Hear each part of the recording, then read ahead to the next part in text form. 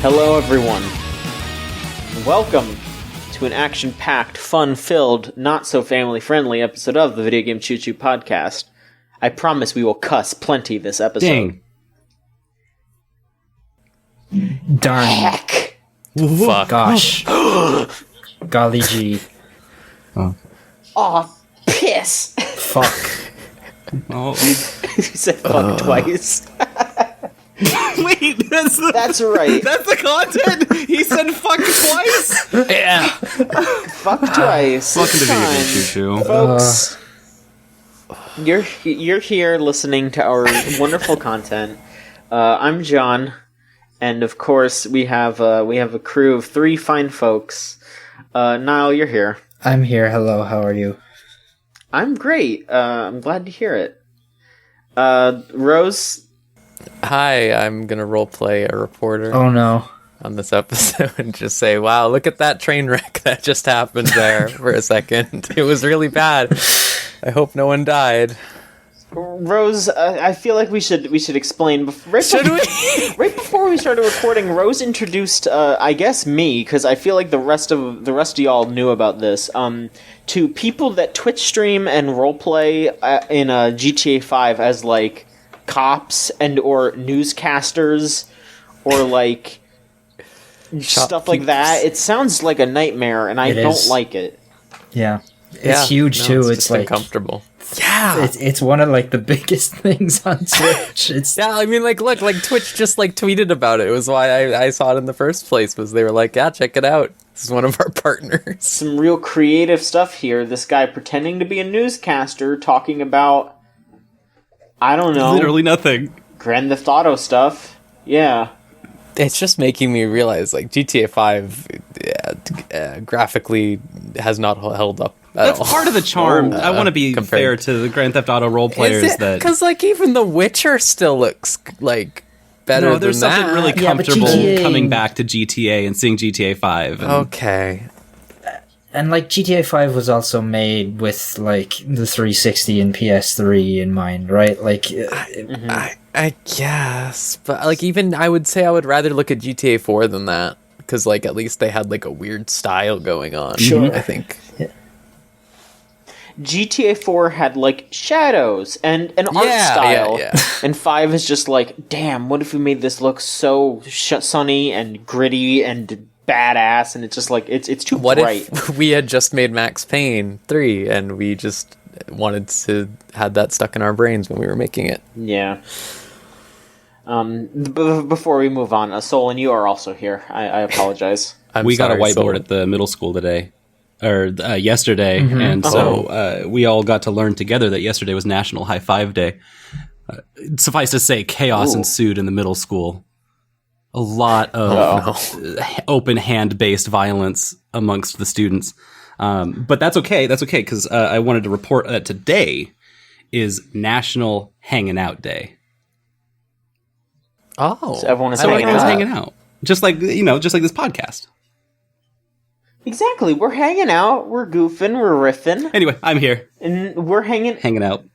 out with everyone listening. True. That's what it is. It's like a big gathering. You know, all whatever couple thousand people that listen to this show. I hope. I don't know. That's probably a bit much, but I'll say that because that's what I want it to be. Yeah. we do folks. okay numbers. I've seen the numbers. They're We not, do. They're fine. Yeah. Okay. All right. Yeah. Yeah, we could say a couple. Yeah, sure.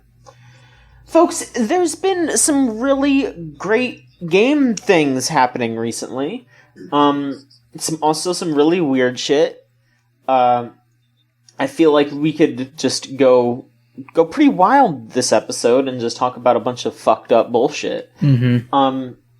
First off, Rose, I want to ask you about Phantasy Star Online the Second, because I have like zero knowledge of this game, and I'm very curious about this. I right. have one major question before we start. Does this use Swatch Internet Time? I'm pretty sure it does. Hell Yes. yeah! Okay, that's all I wanted to know. That's all I had Sold. to know. There's a Sold. bunch of weird fucking in-game things to be like, yeah, an emergency. I won't go into that. But yeah, Phantasy Star Online 2 is not out in America. I'm playing it illegitimately, question mark, because a bunch of fans, when this first came out, put together a whole like launcher and everything for it for you to play it in English. They made a translation patch that they upkeep throughout the years. Like every time a new patch comes out, they make a new one. Wow. To translate everything in the game. It's wild, especially when you consider an MMO's amount of dialogue. Yeah. Wow. It's not perfect, I will say that immediately, because Sega's made some weird decisions, like making half of the tutorials in the game PNGs that pop up. So it's like, can't do anything about that. But for the most part, they do a good job of like having guides and stuff around. They have like just pretty much anything that matters that you really need to see translated. Like they don't have a lot of incidental dialogue translated. Like if you go up to like, say, I don't know, Steve, who's hanging out in the shop area, and he's just like an NPC. He won't say it. He'll just say Japanese to you. But it's fun. Have you ever played a Phantasy Star Online? Any of you? Or, yeah, like the first one? No. I just know Hatsune Miiku's a big fan. Okay. That's like my only connection to Phantasy Star. I'm like pretty sure you can become Miku in this game, because this game does a crossover with literally everything that I've heard of, and it's insane. I mean, like, it's mostly Sega related stuff because it's a Sega game, and like Miku is not even always. Like they're doing like a Konosuba one right now. Okay. And like they do like crossovers with like Nier, Final Fantasy, Fate. They did a Fate crossover. You can just put on like Saber's outfit. Yeah, all the Rose things. There you go. Yeah. They have a wrestling crossover. You know what? Fucking probably. Like, Yeah. I probably. It's just thing, like, yeah. here's what I've learned is like they just don't care about anything and just go fucking nuts. Like they just let you like put like a fucking fighting stick floating in front of your character at all times. Like that's just like an outfit you can put on. Okay. They have like, you can just have a burger hanging out of your mouth. Mm-hmm. You can have one wing like Sephiroth. Ooh. Yeah. It's just fucking, and they have like, they do like something that's really wild to me, which is they have like voices you can unlock by like famous Japanese voice actresses or actors. Like it'll just be like, oh, say the Fate collab's out. All right, here's like every single person from Fate's voice to use for your character now. Okay. Like all recorded for the game. But the core gameplay, since none of you have played it ever, is you just go around doing missions and you do like live action like combat with like pressing buttons to do combos and stuff. It's sort of like Monster Hunter if Monster Hunter didn't control like unwieldy. This is like the opposite of unwieldy. It's very fast and simple. Which is fun because it means like you're just seeing numbers go up and you don't have to think about it. Whereas, like, in Monster Hunter, you kind of have to think about it a little. But it's fun. I made a robot lady, because you can make robots. The races are, like, Newman, Dooman, Human, Buman. and Cast, which are robots. And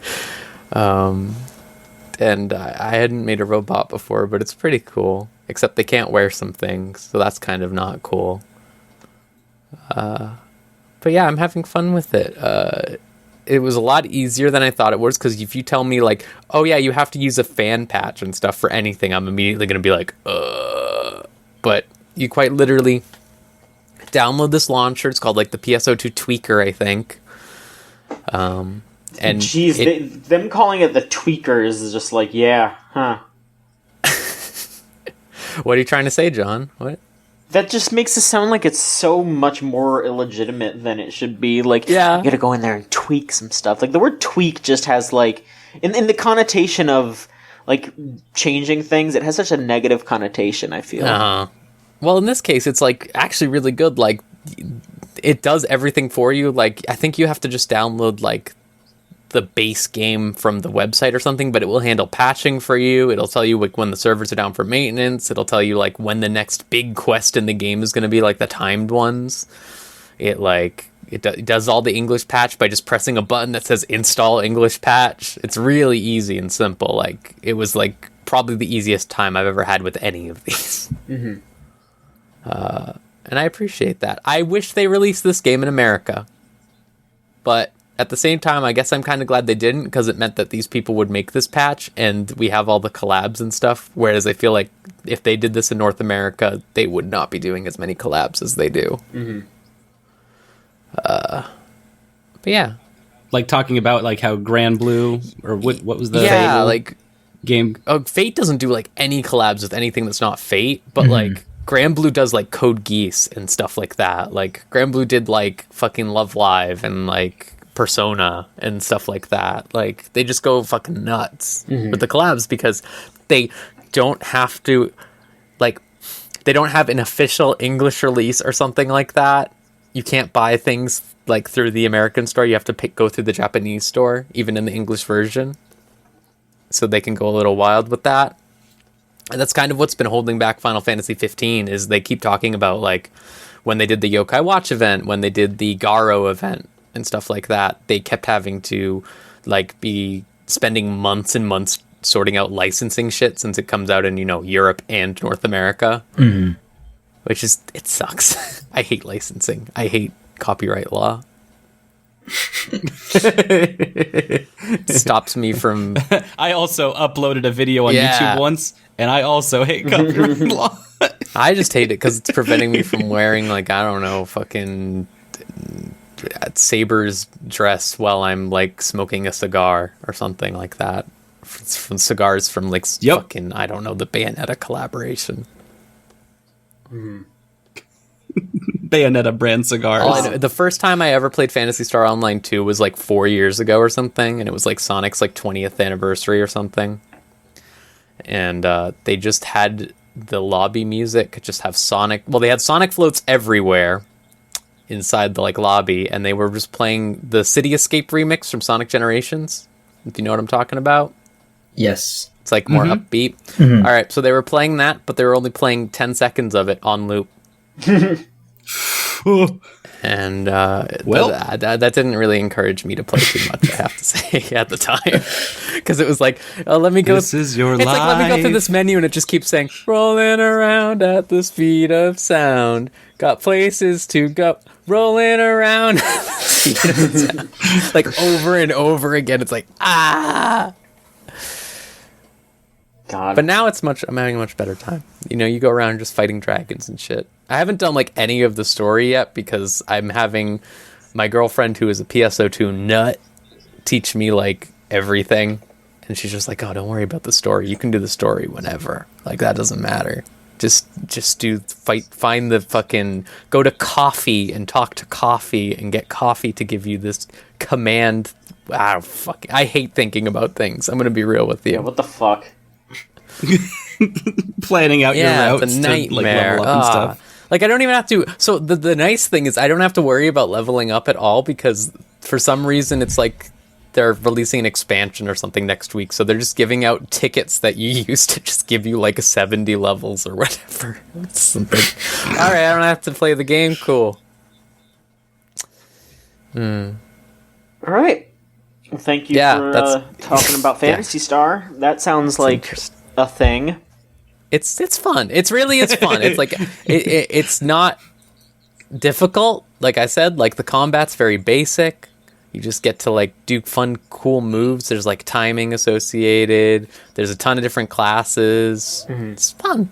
You just fuck around. It's free. You talking about this made me remember that I grew up with a Phantasy Star game on the Sega Genesis that I also could describe as, well, that was a thing. Because I like in it was Phantasy Star 3 on the Genesis. Oh, okay, which is it the one? I understand might be a really good game, but all I know about it, because I was very young when I had a Genesis, all I knew was the box art, because it was the most like evocative box art of any of the things that I ever saw, because it's just like some person with a cape and a sword, and they're at the bottom of a staircase, and some like big skull dude is at the top shooting lasers down the staircase. Yeah. And you're like, oh, those lasers are gonna hit me.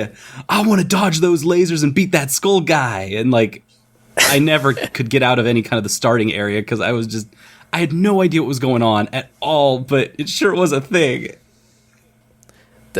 all I know about that game is I'm 90% sure that's the Phantasy Star where everyone gets really mad because the ending of the game is like the big twist. Spoilers for Phantasy Star 3, I guess. Is that you're in a video game the entire time. Hell yeah! Okay, this might be an incredible And like game. everyone was like, no! My anime wife inside of this game, she was in a video game. No. Okay. So, It's your podcast, John. This is just where we're taking it. yeah, sometimes I just have to kind of let things shake out and then kind of just ease it back on the track. So speaking of things that need patches, I played some games that got fan translations. That was nice. I'm just gonna say, I got these games in ways. Don't worry about it. The only ways possible, to be quite honest. Yeah, let's be fair here, but y'all understand. Yeah, you imported them. Yeah, sure. So You went to Video Games New York and you bought whatever they had there. Yeah, took a little trip. It was fun. So here's a few of these games that I played. First off, I played the Chibi Robo game that came out on DS that only was in Japan, not Park Patrol. There was a full-on sequel to Chibi Robo, like an actual sequel that only came out in Japan for the DS. It's okay. The original Chibi Robo is one of my favorite GameCube games. It's fantastic. It has a really heartwarming story, very fun gameplay, even though the gameplay is just like cleaning up garbage. This one has a lot of the same concepts, but they changed it a little bit. In the original, it was just like, the family's kind of falling apart because they just don't really get along. Like, the mom and the dad are constantly fighting because the mom's a little bit of a busybody and the dad is like a slacker nerd, and their daughter is like really, really like repressed, and instead of talking, she pretends that she's a frog. And there's all these like weird toys that are around the house, and you interact with all the toys and all the humans, and you eventually help them become a stronger family by reminding them of how they used to be in the past. Very, very cute game. I forgot very that interesting. Was the story. Very It's fun. so cute. It is. I highly recommend it. There's not really an easy way to play it. You just kind of have to find a GameCube version because they never brought the Wii port to America. It was the only one of those like GameCube to Wii upgrades that they never brought out over here, which is a huge bummer. It should have, because it was such a good game. So there's this DS version that you actually are working for the family of the little girl, grown up now. She's an adult from the original game. She's an adult. And she's got a daughter and a dog. But they are extremely poor.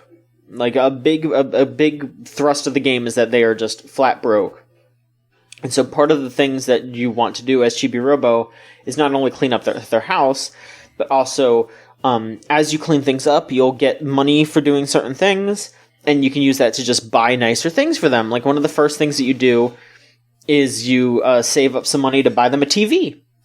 And then you could just keep saving them money and then buy them like a nicer table for their living room, and then like new outlets that are blown out, clean up the floor, change out the couch. Like, it's cute and nice to just be like, hey, I'm not just gonna help you, emotionally. I'm gonna help you out financially too, because I do appreciate that. Like, it is accepting, like, hey, money can't buy happiness, but it doesn't hurt. Mm-hmm.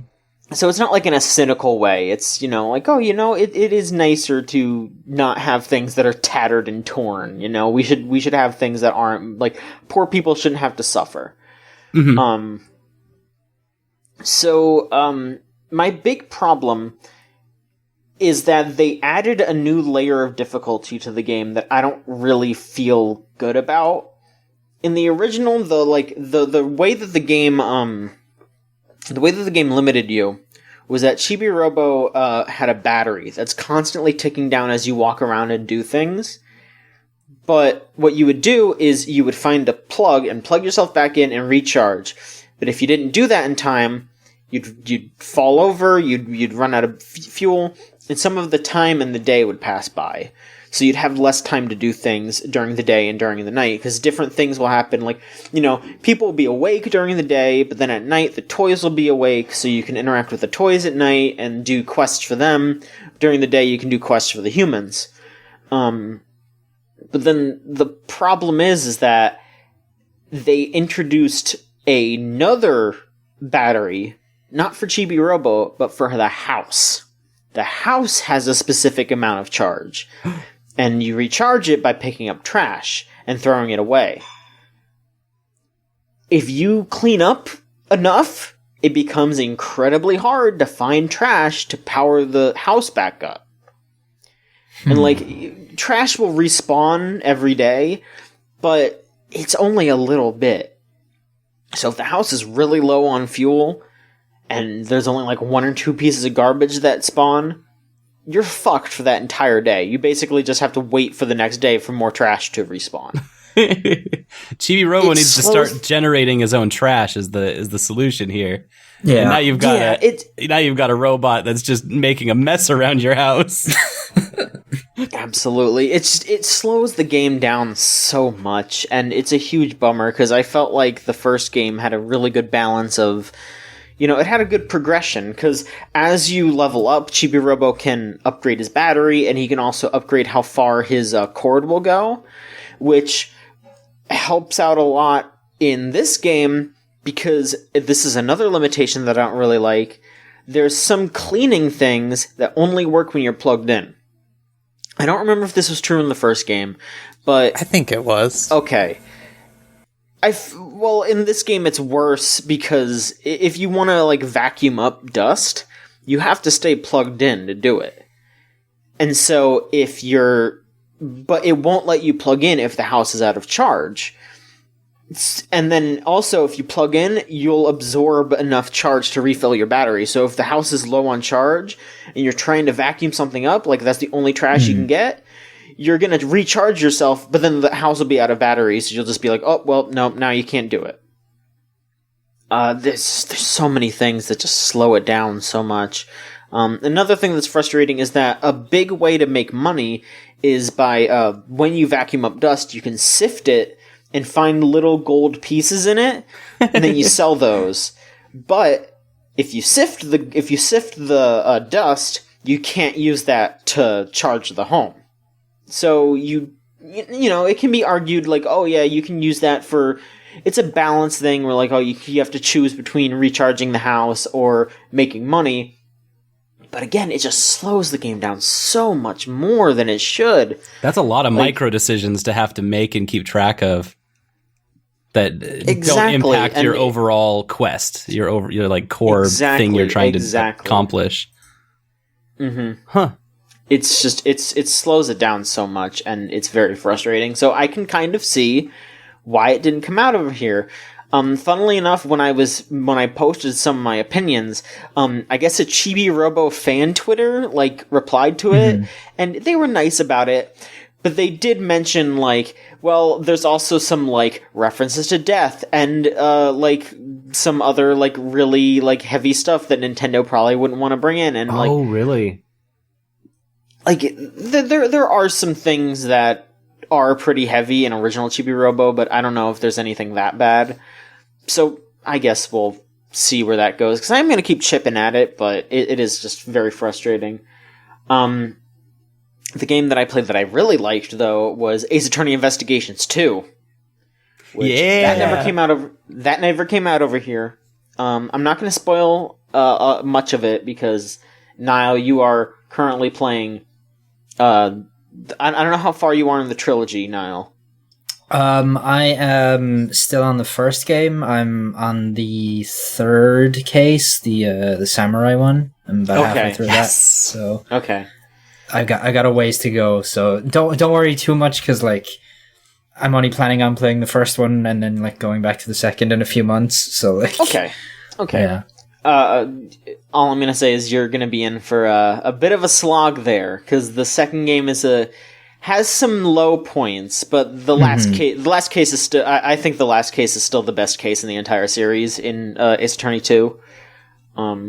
But Investigations 2 is very, very good.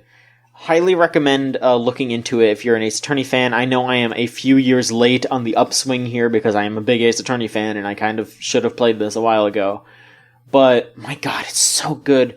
The fan translation is just as good, if not better, than what Capcom, like, in-house would have done. And, you know, I feel like at this point, they don't care. Like, I feel like they've kind of made hints to, like, yeah, just go play the fan translation. Like, it's too late for us to release this, just go play it. So, I think you'll be fine. I won't say too much, just, you know, if you're an Ace Attorney fan, absolutely play it. The last thing with the fan translation that I play that I am at that I can talk about, I guess. So oh no, what is it? It's wild, is what it is. Are any of you aware of what a Princess Maker game is? Yeah. Mm-hmm. Unfortunately. So those games were originally made by Gainax, who you may recall also made Evangelion. So and Gurren Lagann, the best anime. And Gurren Lagann. Oh no. Thank you. They decided to mesh those two things together, and they made a game that's basically a Princess Maker game, but with Rei Ayanami. Oh no. And an unlockable Asuka, right? And an unlockable Asuka. It's fucked up. The translation is also really bad, which is the piece. What kind of bad? Just really poorly done. Like, just, yeah, you know, like, not, like, hateful or anything like that. It's just like, sloppy. Mm-hmm. It was very funny playing it, though. You cannot input your name using, the name input is by writing hiragana or katakana. So I couldn't input my name because it doesn't, I couldn't input my name in full because even though I do know what my name is in katakana, I can't write it because it doesn't pick up some of the katakana, like some of the connector katakana. It just does not pick those up. So my name is probably just like Jun Mitrinsky or some shit like that. I don't even know. It's just some like mess. Like, I don't even know how it would be pronounced. It'd probably just be like it would just be a big bundle of letters.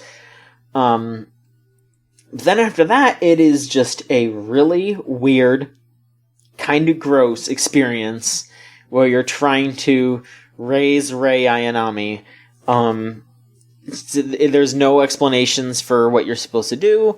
You just start, like, you just tell her, okay, on this day you're going to go to school. On this day you're going to go train in combat. And this day you're going to go to the park. And it's very fucked up. There are ways that you can, like, make her turn into different, like, versions of herself. Like, if you do a certain thing, you can make her, like, evil. You can make her an otaku if you just, like, keep her shut in all the time and then just feed her a bunch of anime DVDs. Yeah. Yep. There is unfortunately a way for you to make her, like, fall in love with you, which is not good. Ooh. So I'm definitely not going to do that.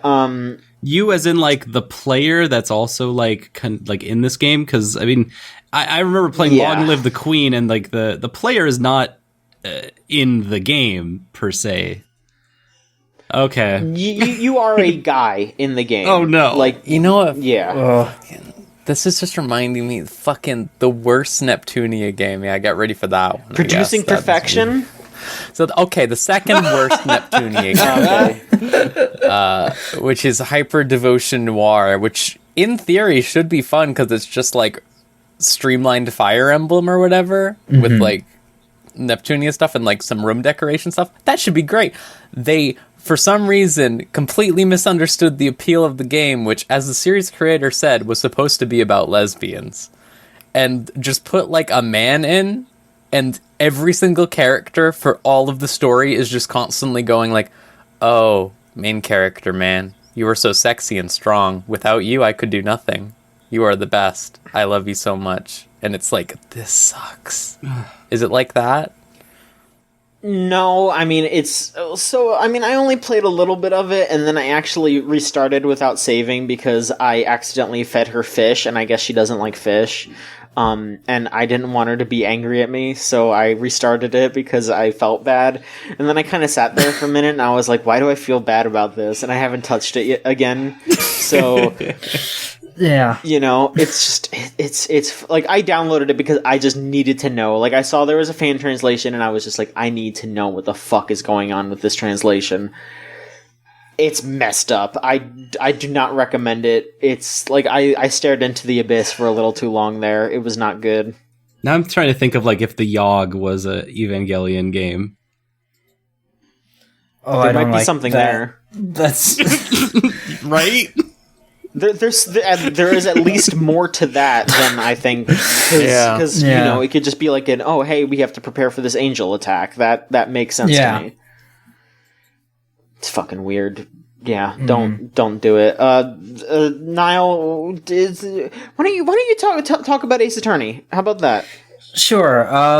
Yeah, so I've never played Ace Attorney before, but it's like one of those games that you, John, and a bunch of other people I know have always been like, oh, you'd really like that. And so they ported the first 3 games as a trilogy to modern stuff. So I've been playing it on PC, and I've been liking it so far. Like, it's hard for me not to immediately compare it to Danganronpa in a lot of ways, because it is, you know, murder mystery, you are in trials kind of stuff. And in that sense, like, I kind of feel like I said, I'm on the 3rd case, which is really only the 2nd, like, proper one.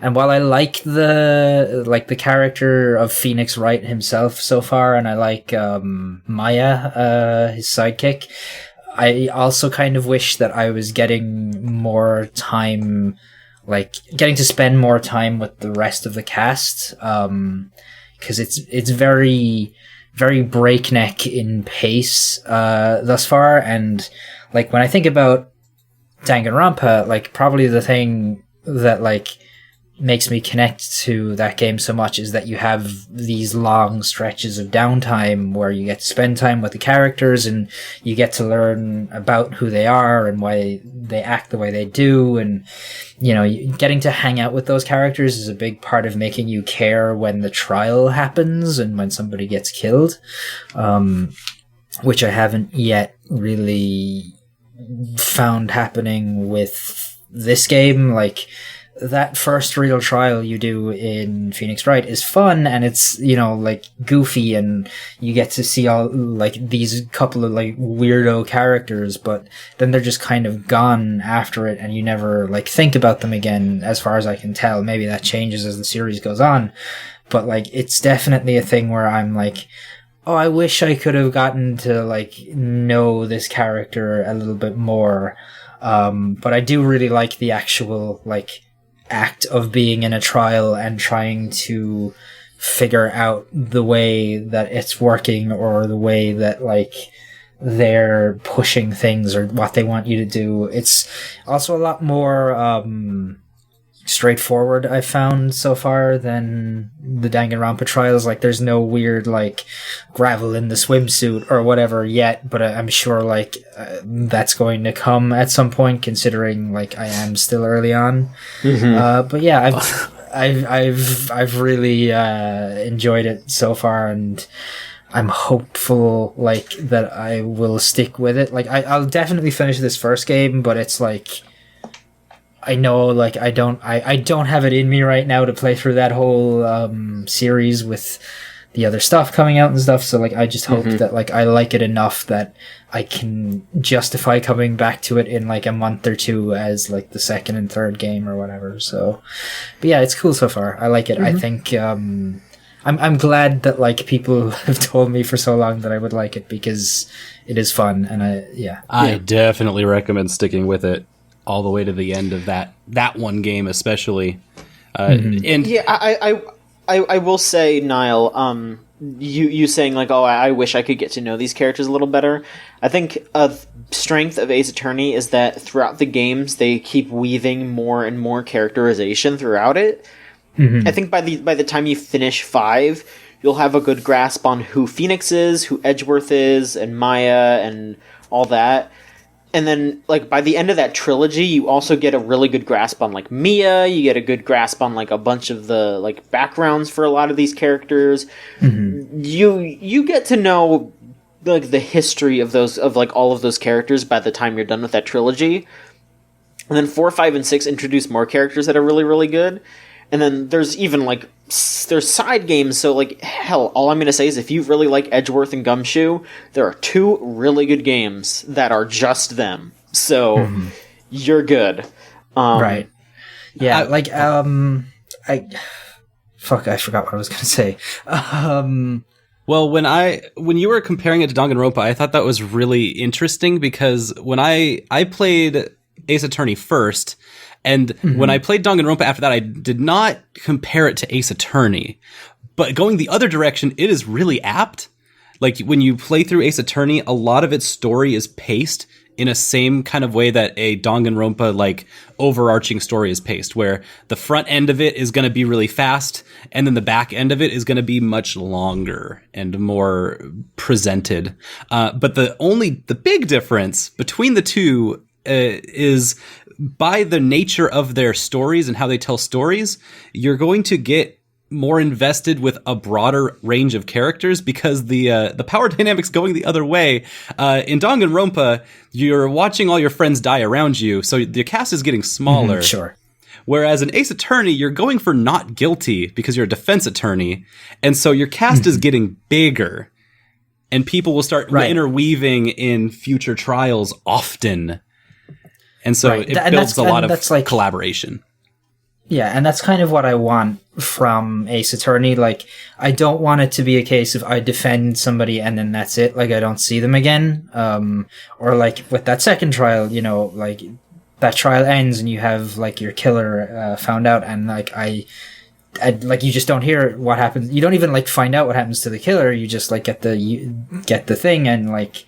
Okay, now it's because it's broken up into like almost TV episodes. Yep. So it kind of doesn't feel at this point, and I realize that like I'm super early in, so like they're probably still finding their feet in terms of what like that game is and what that series is, and so like I know all that, but like I wish there had been something between that first real case and the case I'm on now that was like. Here's what happened, like, in between. It's that lack of downtime that I think is, like, the standout thing that I wish was there, and hearing that, you know, like, the cast is only going to expand from here, as opposed to, like you said, Danganronpa, where it's going to get consistently smaller, because that's the nature of that story and the setup for that story. Like, that's encouraging, and that's like the kind of thing that would probably encourage me to stick with this as a series, as opposed to playing the first and going, that was a fun little thing, I'm glad I played it, anyway, let's play something else, you know, like, so knowing that like is encouraging. So like the thing I will also say about Ace Attorney that's a difference is like you're going to be seeing the like opposing lawyers more often, right? And getting their characterization and stuff like that. But again, that's going to take, a lot of cases. It's kind of the problem, right? Because you have to... But there are a couple ones that really go deep into those characters, like fucking Godot. Coffee Man. Mm-hmm. Yeah. It's good. Yeah, Ace Attorney 3 is basically just a character study of one character. It's very good. Cool. Yeah. Okay. Solon. Huh? What's going on with you? What's up with this DDR stuff? You still playing DDR? Yeah, last week I was talking about playing DDR and just getting started with things. And this week I'm happy to report that I've continued and have made some gains. You have? I've made That's some good. impressive gains. Really? Yeah. Are you at liberty to share specifics, or what's up? I don't know too much about working out or workout culture in any way whatsoever, but I do know a lot about DDR, and so I could put it in terms of that. But last week I was talking about how I was frustrated with how difficult Supernova became. DDR Supernova? Yeah. Right. And I was playing DDR Extreme 2 a lot. Well, this week I figured out how to actually unlock music in Supernova, which is a little more complex in a weird way, and it's kind of abstract. But this week I unlocked a bunch of songs, so it wasn't just a bunch of licensed music, and it became more like the deeper Bemani tracks and a bunch of the remixes of old DDR songs, and it started to make a much fuller playlist. Because when you're just playing the licensed songs, it's like, oh, okay, I'm gonna play that the David Bowie song again, which is great, but I don't want to play the Buggles again because we've been here before. And so now that we've got like a bunch of music, it's like, all right, I can play Video Killed the Radio Star once, because then after that I'm gonna play some actually like dancey songs that I really like. And so going through all of this, I realized today, right before podcast recording, while I was doing my aerobics, wow, this has become a lot easier to play. And I like a lot of these tracks. And Supernova might actually be a really good DDR game, even though it is much higher difficulty threshold than the previous one. And I've started playing on heavy now, instead of on the intermediate, advanced difficulty, as they call it. And so that's my gains. I'm playing on heavy now. The only thing sounds very good. The only thing is I don't do the jumps. I turn the jumps off because I want to just move as much as possible. And jumping is hard. Mm-hmm. Jumping is a lot. When you're a big boy like me, jumping's a lot, and it'll take a lot out of you really quickly. When it's like I can keep moving for a much longer time than if I was like hopping about a bunch. And so that's the next place that we're planning to go. It's like, all right, let's start adding jumps in here and see what happens. That's good. No, that is very good. I'm glad to hear. The workout mode says that I have ran 6 miles in this game. So that would be like the last week I've been playing this one. They put me up to 6 miles, which that's very good. Absolute bullshit, but at least it's a metric that I can work with. There's no way you run 6 miles. I'm on a square that has arrows. No, hey, it's not that hard to go 6 miles. Solon, you probably legitimately have done that. That doesn't sound that crazy. Like, how long did you play? Because like I do treadmill here and there, and I go for like half an hour, and that's like about a mile and a third. So like, how long do you play? Right, my the dance sessions that literally count the seconds that a song lasts. So it's not like I'll play for an hour, but I set the play time to 20 minutes. So I do 20 minutes straight of songs. And so that usually takes about an hour to do, because you go through the menus, you take rests in the middle. But that's 20 minutes would be like, I got recorded maybe 4 times this week. And so that would be 1.5 miles. I guess that adds up. It does. In 20 minutes? So, yeah, that makes sense to me. If they just record the pure output and not the, like, all the times I'm resting, yeah, no, that kind of does make sense. Mm-hmm. Damn, little plastic dance game, you got me. Yeah, sounds like you're doing good. Making gains. Rose, yeah, good job with your gains. Rose, what else is up with you? What have you been playing lately? All right, so the main thing I've been playing has been Radiant Historia still. Ooh, yeah. Because I've been trying to, get a lot of JRPGs under my belt so I can be the official JRPG gamer. And that game's really interesting now that I'm a little further in, and I don't know. So, like, there's a lot of games where they have, like, one mechanic about it, and they're, like, pretty into that mechanic and very like overt about like showing off that mechanic in ways that might not always integrate elegantly, let's say. And that's how I sort of feel about Radiant Historia at this moment, because the whole gimmick of the game is you have a book that lets you travel through timelines. And the game sort of takes place bouncing between two different timelines. One where you like basically become like a special agent for like the CIA or whatever, and like fantasy CIA or whatever. And then one where you're just like a normal soldier dude with like a troop with your best friend. And both are supposed to be like, we're going to stop the war.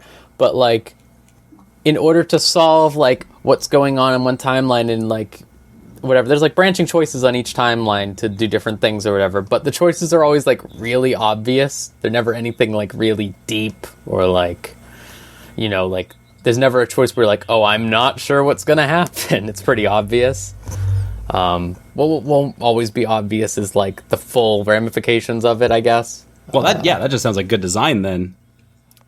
It does, except for the times where most of the problems are things like you're held up at a border patrol on the CIA route or whatever. How do you get past this border patrol?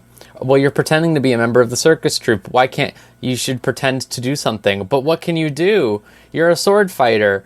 Oh, well, there was that one guy in the other timeline who knew sword dancing. So go and talk to him once and now you know sword dancing. And you go back to that other timeline and then you can get through because you know sword dancing. Ooh. And that doesn't feel very elegant or like interesting. And it's like, in some cases, I don't mind it too much because there was like one where it's like, oh, you're guarding the base or whatever. And then like it's revealed like soldiers had like put hidden bombs everywhere and you end up getting like basically like a tool from another route that lets you find all the bombs on the other route. And I didn't mind that because it was at least like, oh yeah, I was playing through that other side like pretty straightforward, did a bunch of stuff on that side, and now I can go back and check in over here and use what I learned or whatever, or the stuff that I got from that other timeline to make this one go further. And that stuff's like at least fun, but it's not really fun when it's like, there are rocks in the way. If only we could get rid of rocks. And then it's just like, you just have to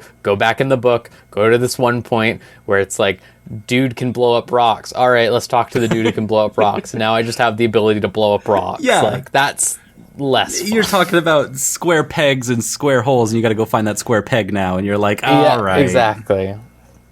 Yeah, and it feels very disconnected from the gameplay, which is a large problem I have with a lot of JRPGs. I think that's sort of something intrinsic to the genre, though. Like, I don't know, like, something that really always felt very elegant to me was in Chrono Trigger, whenever you would just bump into an enemy in the world and it wouldn't even go to a loading screen or anything.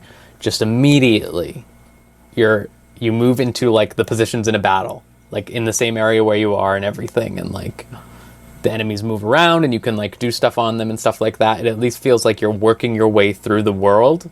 This has the standard like random encounter problem where it's just like you're now just going to go to this one map and you're knocking enemies around a grid. And like I kind of like the system of the combat in this game where it's like the enemies are on like a 3x3 grid and they're going to be in positions and stuff like that, and you have skills where you can knock them around and stuff like that, and you can basically like, if you set it up right, you can set up like a trap in like the bottom corner, for example, and then hit everyone, like just ricochet these bodies into each other basically, and then just like slam them all into this trap in the corner and just like blow them up. And that's fun because it's like, you know, you're thinking about it, but it's less fun when it's like the 70th time, I guess. Like when you have to do that for every single battle. Yeah, that sounds like JRPGs. Because like in Final Fantasy 13, a thing I really liked about it always was that they have an auto battle command for going through really easy battles, and then like when you're doing like an actual proper fight, like a big boss fight or like a difficult like, you know, boss enemy that's wandering around or something, you don't use the auto battle. You can just use like, you know, figure out your own mechanics and do all that stuff manually. Yep. And this, like, there is no in between. Like the auto battle just does like the standard attack command instead of like the auto battle in Final Fantasy 13 like does like spells and stuff like that, whatever will get it done the quickest. And that's sort of my thing is like a lot of JRPGs are just really tedious for no reason. That's sort of at with like all of these things. Like the bouncing between like, oh no, I need to get sword dancing so I can get through that. Like, do you really need to have that bit there? Like, that just feels like, oh yeah, we have to show off the mechanic of this game, right? And it's the same thing with like stuff like that. Like, I loved in Final Fantasy 13 when you would finish a battle and you would just instantly be healed back up and stuff like that. You didn't have to use like any like health potions or stuff like that. Or even in like Persona 5 when like you have the downtime to go between towns, you know, buy the SP stuff, buy the HP stuff so you can plan out your like routes and stuff like that. In this game, you don't really do that, and you don't really have enough money to buy the stuff to restore things very easily. So you're just sort of like, all right, well, I'm out of HP and SP or whatever. I guess I'm just going to go back to a town and rest at an inn and then just walk all the way back. And it's just like... But it's still like... I sound very negative on this. I should say, like, I am enjoying it. Like, I think, like, the story is at least pretty interesting and has wrinkles in ways that I guess I didn't expect. And the character cast is very anachronistic, I guess, of a JRPG so far, where it's just like... You know, just some guys, I guess. Like, nobody's, like, really that important. You just have this stupid book, I guess. And it's, like, implied that you shouldn't even have the book and that it's, like, a CIA psyop on you or something like that. Which is interesting. But, yeah, it doesn't sound like... I mean, if the worst things you have to say about it are normal JRPG things, that's not the worst thing in the world. Yeah, and like I still find the mechanic like pretty interesting. Like the idea that like I was worried at first that you wouldn't retain like your levels or like equipment and stuff like that between like runs, but the only thing that changes between the different timelines are your party members. But your party members all do the, you know, like the thing that Persona started doing where they gain XP even if they're not in your party. So Sure. It's not that bad. Yeah, sounds like you're describing a high 7 out of 10 JRPG. Yeah, maybe it will go up higher as it goes. I know a lot of people really like this game. Yeah, like, that's all I need. Yeah, I'm looking forward to whenever I finish this. I'm trying to decide whether to go to Dragon Quest 11 or Shin Megami Tensei Strange Journey remake. Which I played Strange Journey, but I want to play the remake. Has anyone played any SMT games? Is it just me? It's just me, isn't it? I've played Devil. Did I play Devil Survivor or Devil Summoner? I played one of them. Was it a Fire Emblem game? No, it was like an isometric. Then it was Devil Summoner. Yeah. Oh wait, isometric. It was more like Final Fantasy Tactics than. Yeah. Then okay, that's Devil Survivor. Okay. Yeah, okay. I played that a couple of years ago. And that's a little different. It was okay. You know. Yeah. That game's weird because it's like that game came out like 2 years after The World Ends With You or something, and everyone was like, wow, this is the same format as The World Ends With You. It was like 7 days to escape Shibuya or something. Yeah. It's like, oh.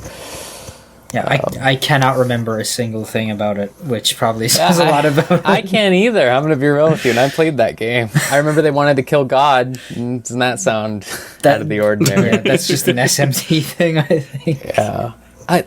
SMT is really good. Like I can't recommend Nocturne enough, though it's really hard to play. Did it ever come out on PSN? I don't think it did. I feel like it did. I feel like it. I might be wrong, but I feel like it did. That one's really good, and it's not just because it features Dante from the Devil May Cry series. Like, it's actually legitimately a really like good game.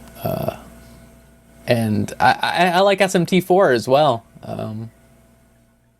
They're good. I recommend them. SMT4 is kind of hard, but it doesn't... It's only hard at the beginning, and then it becomes really easy, which is the worst thing can happen in a video game, in my opinion. But yeah, I think once I get through every Final Fantasy, I'll look into Shin Megami Tensei.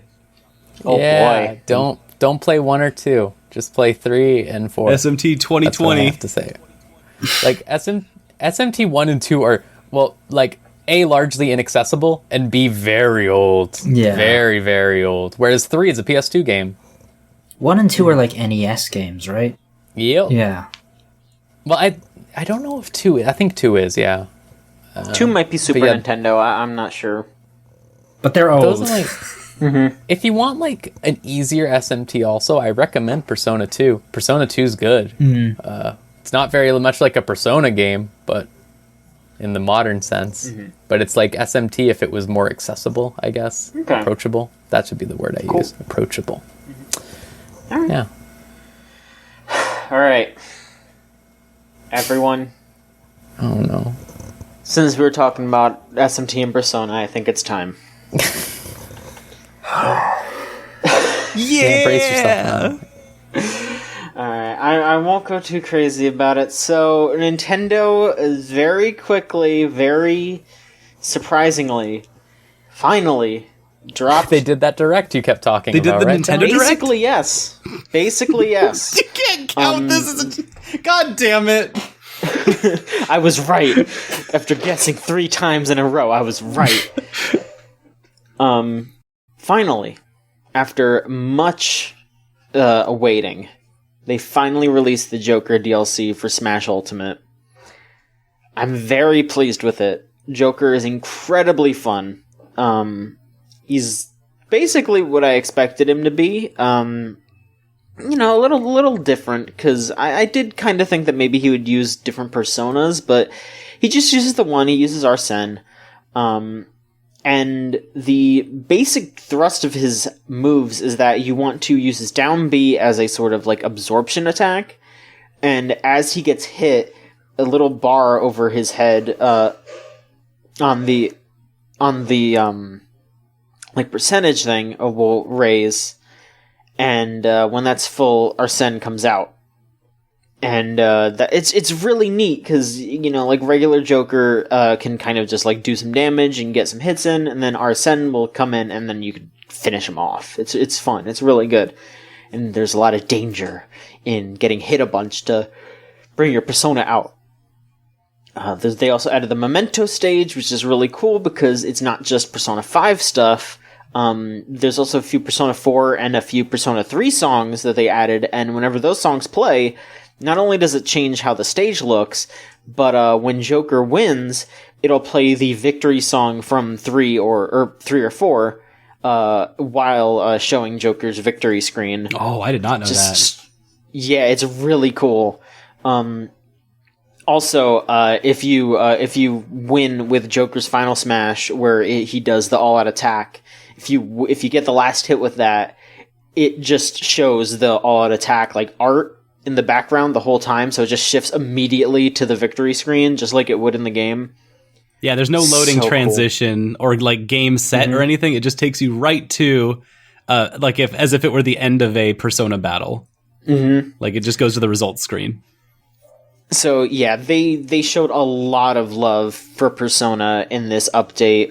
You know, there were some spirit battles too. They added a couple of spirits, which was really fun. Probably the highlight of that is that, yes, the Futaba spirit is associated with the Inkling. So all of our good-ass jokes saying that the Inkling looks like Futaba and vice versa were, you know, backed up by Nintendo. And also they added Stage Builder. Hell which yeah! is also a whole lot of fun. You mean they added Mario pissing? Because that's all I've seen nonstop everywhere, all over Okay, Twitter. there's a lot of Mario pissing, but there's also a lot of other things that are just as high quality, if not higher. Yeah. Some things Nintendo doesn't want you to see. Yeah, well, I'll touch on that real quick, but a lot of memes. I will just say it is still very fun. They made it so you could basically just draw whatever you want. So if you use it undocked, you could just use your finger and, you know, trace out what you want it to be. There's just a bunch of cute little things that you can do. A lot of people are just drawing funny images on stages, and that's really fun. You know, you can fight on the Keres dog that's trying to hand you a joint. Keres? There's... Yeah, Keres.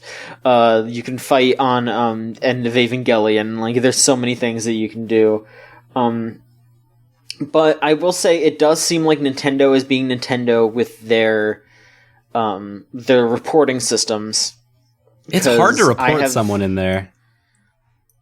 It is kind of hard. You do have to like click on the stage and then click on the person's username, I think. Yeah. And then it'll let you report. But from what I've seen from some people, it does seem like now, it could be one of two things. The more charitable yet maybe answer is that people are like en masse reporting some like pro-trans stages on the service, and Nintendo is just once these things are getting reported, they're taking them down and saying, well, they're a political statement and we don't want to have political statements. Or Nintendo, or the more harsh and also probably maybe true is that Nintendo's just doing that themselves. It's a bit murky because I have seen some people saying like, my stage is still up, it's fine. There's people just posting like trans flags or stuff like that and they're being left alone. But there's some that are, seemingly getting a lot of attention that maybe some transphobes are getting at and reporting them, and then they're getting taken down because Nintendo doesn't look at fucking anything. I don't know. Hopefully they fix that shit, because it's not right to take stuff down, because, trans people should be allowed to be trans openly in public. But I don't know. It's honestly like in a weird way, kind of a good thing seeing that. Just any time that I open up the stage browser, like to browse through all the stages, there's always a trans rights stage, like a trans flag stage or trans rights meme stage, in the most viewed, because they are the ones that are being the most viewed, and so yeah, and there's some good in there. And a thing that's like a little confusing to me too is that like I recall when for Splatoon 2, there was a lot of people posting on the Miiverse style thing. I don't know what it's called in Splatoon 2, but people Splatverse. Yeah, the Splatverse. They were just still good. They were just posting like positive trans stuff in there all the time, and that never got touched. So yeah, it's still fine too. Yeah.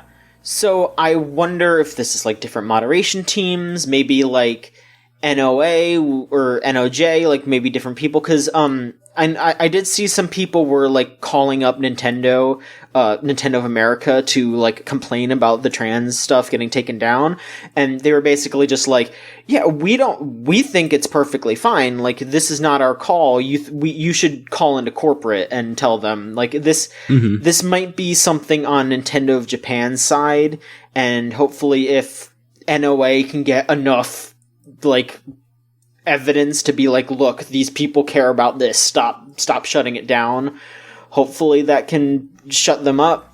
But who can say, I'm never inclined to give Nintendo the benefit of the doubt in these situations. That's after fair. Like Fire Emblem Fates, like they were like, oh, don't worry, we're fixing the conversion therapy thing, and then they're like, she drinks a magic potion that makes her straight or whatever, and it's like, yeah, you fixed it, guys, great.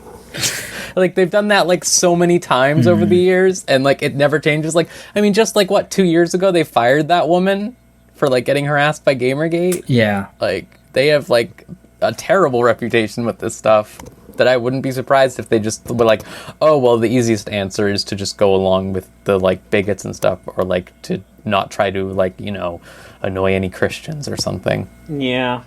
I just hope that people keep banging the drum and they can't ignore it. That's what I would like, Yeah, Nintendo of America, as far as I've been seeing with working with them, they're very clearly, they say the same things often, and that is, please give us as much as we can use to push towards Nintendo the Japan side, which often doesn't really help that much, much as we want it to, because then we see it from the Japan side that they just deal with whichever group is the loudest, is kind of the pattern that I see on that side. I think it's more that like Nintendo Japan just doesn't give a fuck what Nintendo America says. Yeah, it's kind of what it feels always like. Been the way. I mean, that's like a reoccurring thing. Like, I remember reading about like the localizers for Fate Go talking about like what a nightmare it is to try and get anything by the like Japanese developers of the game. Like, they ended up recently changing a character who was extremely racist into not being racist. And all that happens now on their Twitter and stuff is people being like, no, censorship, give us back the racist character or whatever. And they've mentioned like, yeah, and we keep getting annoying memos from the Japanese developers about remaking it racist because people just keep yelling about it online or something like that. Like, it sucks. Mm-hmm. Yeah, you know, it's impossible to really know exactly what is going on, but all I can say, like, the only real answer is just, you know, keep pounding them, you know, be reasonable, don't be harassing, but also, you know, just let people know that it's not right to shut down people's perfectly reasonable, perfectly, you know, regular celebration of who they are. Like, just, you know, keep censoring the Hitlers though, because oh boy, every time I log on there I do see a Hitler, and usually, I mean, honestly, it's usually pretty funny because you usually just see a bunch of asterisks and it's just like, there's a Hitler. Like, someone thought they were being funny, they weren't. But yeah, I don't know, it's a thing. When I looked at the most popular stages about an hour ago, the most popular stages that I saw was obviously Mario pissing, because Mario is pissing, but also the DVD menu, where someone made that one's good. A bouncing DVD menu with the like different layers that you can do in the foreground and background of stages, which is awesome. There was there was a great King DDD that was based on the TV show. And it was just titled "You Jestin." So that one's for John. And that is surely you jested. Thank you. And what was the other one? There was definitely a trans flag that I saw on the front page, which was like awesome. Every time I see that, I'm just like, yes, it is the most popular. Yay! And I think they finally took down the sex one, which was literally the first thing that was posted. Yeah, I saw that immediately. God, just Climax or whatever. Climax, right? what a name! Climax. That stage, the nightmare. One of my favorite ones that I downloaded was someone remade the desk from the intro to Smash 64. Yeah, like right at the beginning when Master Hand like puts the toys on the desk, they made that as a stage. Like that's such a good one. That one should just be a stage in the game already. Like they should just make that an official stage. It's such a good idea. Yep, I've seen people using it for Machinima, like the Steamed Hams stage, and I've also seen there's actually people using this as a stage creator, by the way, and not just drawing fun things. And most of those stages are, what if the floor was lava, and what if the stage was made out of rotating blades? I saw two really great ones that I saw. One was just called The Baby Room, which was like this small room that only like characters who can crawl, like Pichu and Squirtle and stuff like that, can get into, and then like nothing else can get into it, and it's just this nice room with like a flower or something. And the other one I saw was the one where someone set it up for the ultimate Captain Falcon punch, like of just having like you punch someone and they just go through like a portal or whatever, and then Captain Falcon runs over to another portal and he just like sets up this endless chain of cannons to do this really big punch. Yeah, that's right. The like combo videos that are like now like auto combos that you could build out of portals and cannons, like teleporting the players around a bunch. It's so cool. Yeah, and they did also add a video editor, which is very nice. That is the other thing that I forgot to mention, is that you can capture videos as you play and then trim them and edit them together and then export them onto YouTube and maybe also Twitter. I think also Twitter. But so a lot of the sharing tools are pretty robust now. Yeah, they added a good amount to Smash. Like the 3.0 update is very good. Like even if you don't buy Joker, they did add enough really cool stuff for free. Yep. But Joker is definitely fun enough, and Mementos is a really good stage. So hey, Mementos is a really good stage. It's a really good stage. I didn't know that I would be into the whole like in the Mementos stage. There's just like one floating platform, kind of like if Battlefield was cut in half, and a nice long like space with a very soft slant in the middle that's really nice to play with because you can play with being high ground or low ground on it, and so it's like very subtle. And then there's giant walls that close in from the right or the left or the top, and so just at random moments you won't be able to get KO'd on the left or the right or the top, which I thought would be really annoying, but is actually incredible. And it feels like if the Shadow Moses level was less committed to its bit, in a matter of speaking. Like, you can just smash someone, you're like, you're dead, and then they, like, bounce back at you, and you're like, oh. And then it ends up, like, serving for you to, like, do one more big smash on them, up or to the other side, and it feels so awesome. Just watching bodies bounce around this chaotic stage. It's great. I love that. I can't say enough about how I think that stage is like almost perfect. Does it catchy pop up? No. Okay, then it's perfect. I don't know what you mean almost. That's what I was worried about. I was going to say, is that the reason why it's almost perfect? Nah. No, it's nice. It is a very nice, luxurious stage to play on. Then there's also Joker. I wanted to add a comment that Joker's being up is a grappling hook that pulls people close to him like Mortal Kombat. And it's very, very cool when you hit it. I think his gun is the funniest thing. Gun! We haven't even talked about Gun! He has a gun. It's just so funny. Kirby can have a gun now. It's like not even that amazing. No. It's just really funny. It's just pew pew pew. Like I kept like I was playing with my girlfriend last night and just like constantly like pew pew. She's like, stop! Please stop shooting the gun. It doesn't do that much damage. It doesn't knock people back at all. Like you can do a dodge roll. You can do a dodge roll while spinning and shooting guns. It's so dumb but great.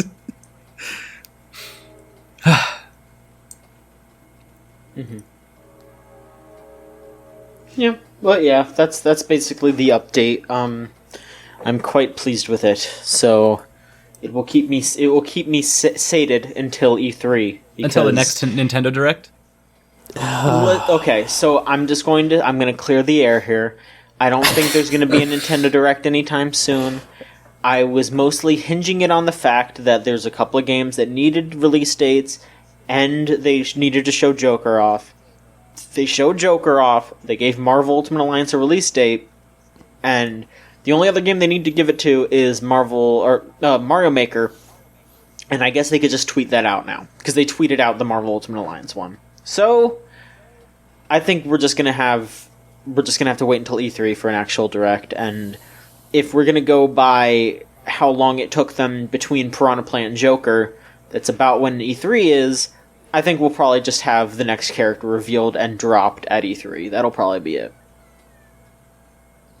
I was expecting that Mario Maker will just be like and it's out today, probably. Right? Maybe. Like, I mean, that seems like they said it's June, so yeah, I mean, maybe. Yeah. All right. Let's see here. Niall. Mm-hmm. What else have you been up to? What have you gotten into lately? Oh, God. Okay. I apologize in advance here because I'm going to have a breakdown probably talking about this. But, so a couple of weeks ago was WrestleMania. It was WrestleMania week, and I didn't actually watch WrestleMania, but I watched a bunch of other indie shows. And then I got back into wrestling, which was just tragic. And then I started playing, because I got back into wrestling from watching all these indie shows. I downloaded TEW 2016, which is a game where you run a wrestling promotion. Wait, like a simulator? And, yeah, it's like a football manager or something like that, but for a wrestling promotions. Oh, that is extremely nerdy. Yeah, it is. I love it. I didn't know that even existed before you started playing it. Yeah. So like, this is a series that's been around for a long time. Like, I played it 10, 12 years ago. I played the free version of it, which was called EWR. And then they spun that out into a paid game, TEW, that they've been like updating every couple of years. They're currently apparently making, like, they're in development on 2020 where they're rebuilding it from scratch, which is going to be a nightmare. But like, there is such a depth to that game, and there's like such a deep modding community that like I've kind of lost my mind a little bit through it. So like at first I just went and like I downloaded the first like real world mod that I could, and I was like, I'm gonna start my own company, Pro Wrestling Choo Choo, and we're gonna go head to head with Vince McMahon, and we're gonna be the biggest wrestling company in the world. And so I did that, and like just created like the Fed in the database, because like even with the mods you download, everything is super easily further moddable or whatever. Like you just click on the database on the like main menu, and you can go in and just add stuff or remove stuff or whatever. So I start this, and I like just give Pro Wrestling Choo Choo all the money in the world, and I give them like TV deals, and like on like I think it was like NBC or whatever, like just everything. And I just start signing like all these real wrestlers, and it immediately is a disaster, and immediately like all my shows are getting like Fs, and NBC are furious with me, and because I make the mistake of like signing everyone that I sign, because at the start of the game I purposely go in having nobody on my roster, and I'm like, I'm just gonna sign like, because this first database I had like 2,500 wrestlers. I'm like, I'm gonna sign people on this.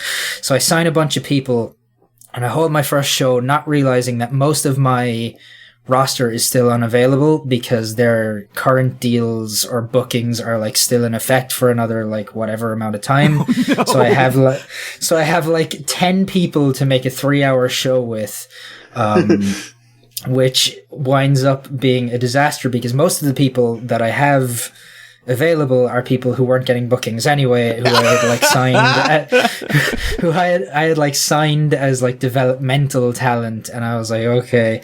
And the whole show is a disaster. The only positive is that like one wrestler gets over, who was like the worst wrestler on my roster, including the people who have yet to start. Somebody who I like had signed as like yeah, you know, she has potential. She's like 22 years old. She might be good in like 8 years in game. I'll sign her and put her in developmental. But no, somehow she like got super over on this show.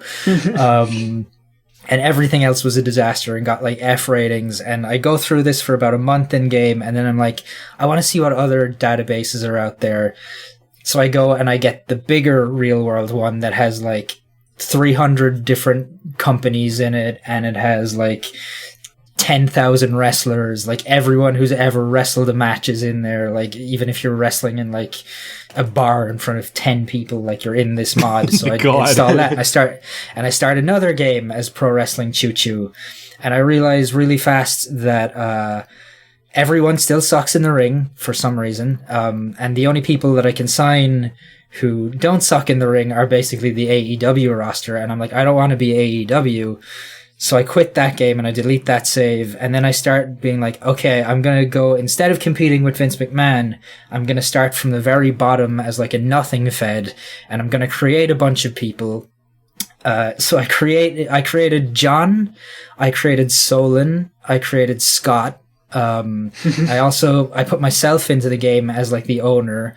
And then I also made Slavoj Žižek, the lead guy from the Barbecue Pit Boys, Custom Grow 420, the LA Beasts, Review Bra, Steve 1989 MRE Info, and some of the malt liquor guys from YouTube. And so I'm like, okay, these are gonna be my like roster of dudes. And immediately, like, I'm like, these are my roster of dudes. I'm signing them to exclusive deals, despite the fact that this company is going to be performing in front of like 50 people to start. So I like set them all in the database to be making nearly no money. It's like they're all on contracts for like $100 a month. So immediately I start and I book my first show, and like I'm like advertising it in game as like, this is my first show coming up. I start the first show and it's like immediately like locker room incidents. So I'm like, oh, here we fucking go. And I click the button and it's like, we had to send Custom Grow 420 home because he showed up too high to wrestle. So I'm like, great. So I have to move the card around and I have to change it because like I'd originally advertised Custom Grow 420 versus John Machonsky as my main event. So I had to change that to LA Beast versus John Machonsky, which meant that I had to take LA Beast out of the triple threat match he was in with Solon and Scott. So to make up for that, I made Solon versus Scott a Falls Count Anywhere match. And that was, the whole show was a disaster again. Afterwards, like I get like these reports, because you get reports from like your staff or whatever after each, and it was like somehow like in between arriving at the building and like the show starting, James Rolfe got so wasted that like his match was a disaster. The malt liquor guy got so wasted that his match was a disaster. Review Bra is just pissed. Yeah, Review Bra is just like so pissed because James Rolfe was wasted during their match. And so I'm like, okay, I need to like, so I start signing like indie guys to just like appear. But then I realize like, okay, I might have like agreed, like when I get to the second show, I'm like, okay, I might have agreed with Zack Sabre Jr. that he's going to come in and do shows, but his priority is still New Japan. So he's only going to perform for me if he's not in Japan, and he's in Japan. So like, and that's with most of the guys that I signed. Yep. So then I start my second show and it's like locker room incidents. And I'm like, oh God. And the morale is already like falling through the floor. And it's like, oh, Custom Bro 420 had to get sent home again because he was too high. And I was like, I went to the punishment screen and I was just like, fire him. And then it just popped up, Custom Grow 420 is happy with this decision. And I'm like, of course he is. And then I find out the Barbecue Pit Boy is too drunk to do commentary, so he has to get sent home. And then like the malt liquor guy is too drunk and too high to wrestle, so I fire him and he's delighted. And then the rest of the show goes on and it's another like disaster of a show. And then like after the show I get an incident. And it's like, Scott beat up Ophidian because Ophidian wouldn't job to Scott. So Scott beat the shit out of him in real life. So now he's in the hospital and I'm like, great. So I have to find Scott. And then Scott's like pissed at me because I fined him for beating up a guy who wouldn't do the job to him. And then I get to my like third or fourth show. Barbecue Pit Boy is again too wasted to commentate and has to be sent home. So I fire him. So I've now fired like him, the malt liquor guy, and Custom Grow 420 already. Review Bra damages John's car in the parking lot and they get into a fight because Review Bra won't pay to fix the dent he made in John's car. And I said that's just like a glimpse into the future because he lives near me, so he's probably just gonna do that one day. Yeah, and then Solon is complaining because I put him in a hardcore match, and he's like, "This doesn't utilize my skills well." So I was like, "Okay." It does. And then I go through this show, and after improving his like, and the show is better than the other ones. It's still bad, but it's better than the other ones. And my roster now is like in real peril. And like the morale in the locker room is down to something like 17%. Even with me like bringing in new like indie guys as like one-off attractions or whatever. So I go through this show and afterwards I get like my emails after the show and it's like James Rolfe was drunk again in the ring and I was like, God damn it, he had promised me he'd stop doing this. And I was like, okay, I gotta fire James Rolfe now. And then I look at the next email and it's like, Delmi Exo broke her leg in the match. And I was like, wasn't she wrestling in the same match that James Rolfe was in? Great. So he broke her leg. It's just like, and I was just like losing it. He was just completely wasted and thought it was an AVGN skit. Apparently, thought he could get away with it. And then I get he hallucinated that she was like the Bugs Bunny or something. Bunny, right? Yeah. Yeah, and then I get like a message from like Trent Beretta who is like, "This is so unprofessional," and he's like demanding more money. So I'm like, "All right, I'll give you an extra like $200 or whatever." And he's like, "Trent is happy now." I'm like, "Okay, great, Trent is happy." Go to the next show, and it's like literally everyone on the roster except for Trent, Solon, and Kylie Ray are listed as extremely negative influences on the locker room. Trent is only happy because I gave him extra money on the last show, and then Solon is like the only person who is like genuinely okay and a positive influence, and Kylie Ray is just like, I don't care, and just like I was like, I gotta delete this save, I gotta fucking like start again without any of these people. Oh, am I gonna wrestle Smiley Kylie? I'll put you back in so you can wrestle her. But like, God, it's such a good game, and there's so much stupid shit that happens. Like you get like internal politics in that game because wrestlers will have like relationships with each other. So like I went into the editor before I started that third game, and I was like, I made Solon best friends with Velveteen Dream for some reason, just because I was like, that seems like two people who would get along. I made Scott best friends with Dana Brooke. I made like John and James Rolfe best friends. Before I'd ever like hosted my first show, I got an email saying John and James Rolfe are no longer friends. What did you do, John? I don't know. What did Rolf say? I have no idea, but he showed up drunk to that first show, so I can only assume He that said, like, you know who sucks? Mewtwo. And John was like, no. Know-it-all prick Pokemon. Shut up! And as I'm like messing with this database, I just like find out you can make people like married to different, like you can give people like multiple spouses. So I made everyone on the roster married to Slavoj Žižek.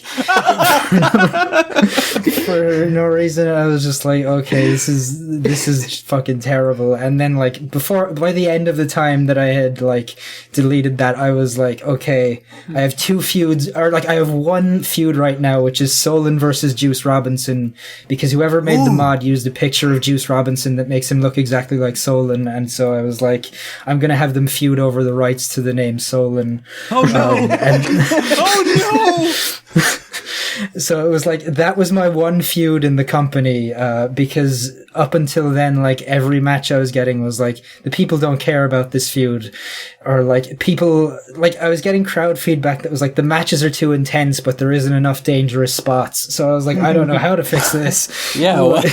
Like apparently people want much slower wrestling, but lots of neck bumps for some reason. I was like, I had to put like the nice belt, which was the one belt I had in the company. Like I had to put that on Smiley Kylie because she was the only one that was like able to put on a decent match and not complaining about the finish to every match.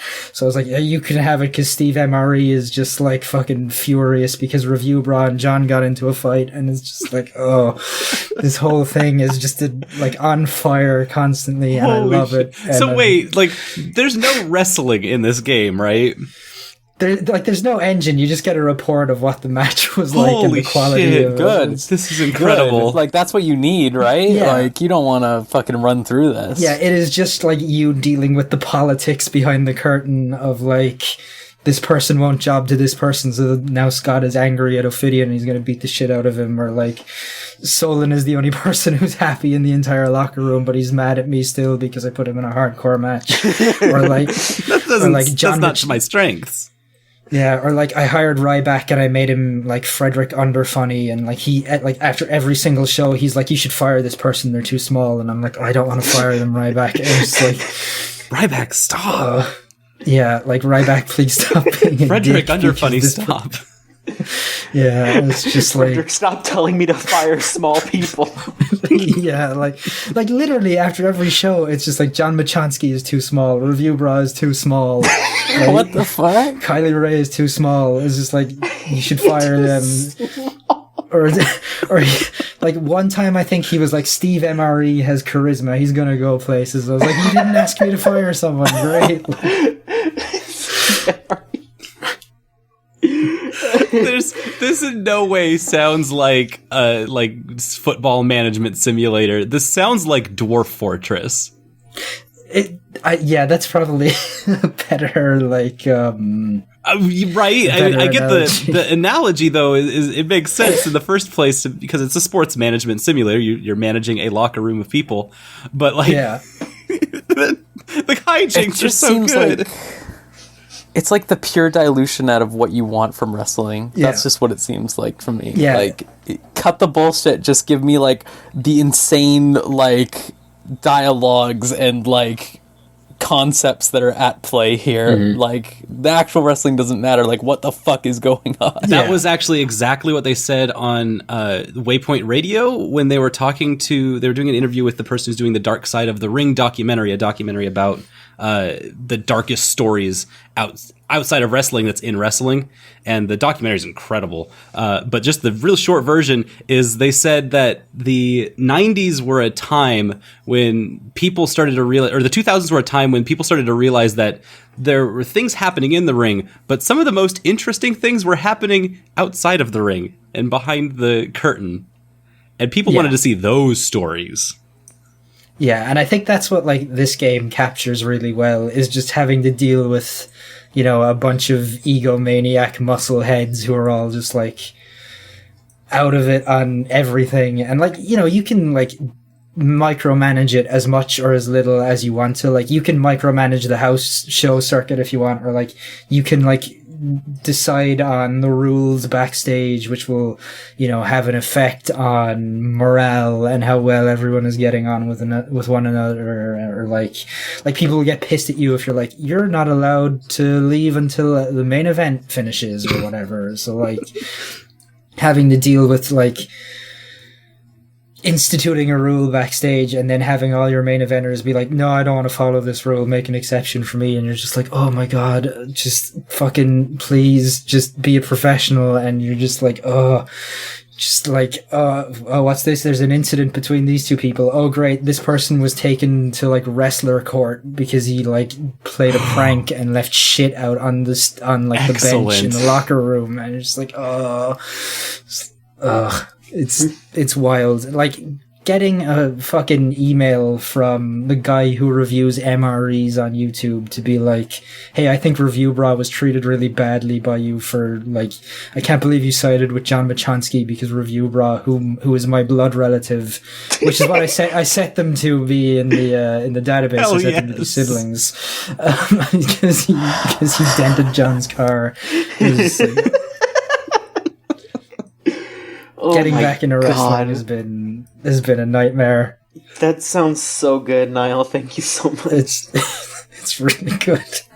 Also, I will just say, Steve MRE's finisher would definitely be slamming someone through a table, because he would get them onto the table and then he'd say, let's get them out into a tray, and then he would slam through them and everyone in the crowd would go, nice, and then do it. Yeah, because you can give, like, or in the database you can set people's finishers, and I think I set his as, like, his finisher was actually, I think I named it like onto a tray, and then like his signature move was like botulism city or something like that. I set Review Bras to be like the running on empty or whatever. Like, it's review. The idle mind. Yeah, I think I gave him the idle mind as like his submission finish. Oh my god. It's wild, like, just... Oh my god. Like, having to, like, set people's... Because when I was going into this database and I'm having to think about how would these people act backstage, so I'm like, okay, Review Bra's probably a dick, so I gotta, like, give him, like, the backstage personality of a dick. And, like, I know what Solon is like, so he's just gonna be very nice to everyone. I know what the LA Beast is probably like, and that's, like, an egomaniac, so I gotta make him that. I gotta, like, set custom... Like, I shouldn't have set Custom Grow 420's, like, soft drug use to 100%, like, probably, but, like, that's who he is. So I was like, well, like, he's gonna be fucking high, so, like... I didn't think that would mean... Like, I didn't realize that setting his soft drug use to 100% would mean that he would literally show up to 100% of shows high. But, you know, what are you gonna do? God. Well, thank you so much, Niall. Solon, what else have you been up to, real quick? Well, last Sunday we won Apex Legends on the live stream. We won a game of Apex Legends and saved Zach's Twitter account from deletion. And by saved, I mean we sent Jack Dorsey our winning clip, and he did not respond to it in any way. And Zach has made a new account, so you should definitely follow at Rip Kaiju. Yeah. So that you can get all the Zach updates again, and Elfelt can fill your Twitter feed once again. Yeah, Jack Dorsey Thank fucking reneging on his promise to fucking unban Zach. Terrible. We started that stream like, yeah, haha, if we win a game of Apex Legends, then Jack Dorsey has to give us our Twitter account back. But then, like, less than an hour in, and we won it, and we literally didn't know what to do with the rest of the stream. But so we just kept playing because it was such a blast. That's good. Game's still good. Mm-hmm. And then afterwards, I saw they got an Oh, update. yeah. I saw they got an update. Apex did an update. Do you have any words on that? The most recent update I saw was with the new character, but that was a long time ago. If there was an update this week, then I have not caught up on it. All right, fair enough. The only update I saw is I saw people saying like that it has lost significant steam, which is not even that out of the ordinary for these games recently, honestly. Yeah. But it's still like, I'm sort of like, damn, because I kind of wanted it to steal Fortnite's jam, because it did seem to be a slightly better put together game. It seems to still be doing very well. Like good, yeah. But yeah, it's not. It doesn't seem like it's on Fortnite's level. I feel like the response to the Battle Pass has been so negative that maybe has contributed to that. So maybe. I just like. I remember reading like an article that was talking about how like the reason Apex Legends was like announced and then immediately released is because like Fortnite already has like half of Apex Legends mechanics now in the game or something like that. Like they put the respawn stuff in and like other stuff like that. It's just like it's like Fortnite just has all the money, so are they just gonna keep like I don't think anything can exist in this genre long term. Like. Well, that's going to be the interesting part to see with right? Apex, is that what we're seeing right now is that they're settling into their long tail, which is the stupid fucking business term. But it's really what's driving their changes that they're making currently is that they're settling into a long tail, and from what it looks like, if this is what the long tail is starting to look like for them, it's going to be a thick tail. And I'm kind of excited to see what that looks like. Because it's not going to it's not going to overtake Fortnite. That was never really going to be the plan. But if it has a big enough chunk, then at least it can be right there at second place along with Fortnite. And I think that's valuable because before this point there was nothing. It was exactly. Well, like that thing is like that's what worries me, and I hope that like you know Respawn is a good developer. And I hopefully like they managed to like they did a lot to Titanfall 2 in the long term that was pretty good and like really great for that game. I hope that they do the same for Apex because I don't want it to be another PUBG situation where it's just getting like worse and worse and everyone's like you know. The thing with PUBG was like PUBG kind of lost like its momentum because of their refusal to do anything about the problems that game had. Yeah. You know, like that game had rampant cheating and they were just like, oh, we don't, whatever.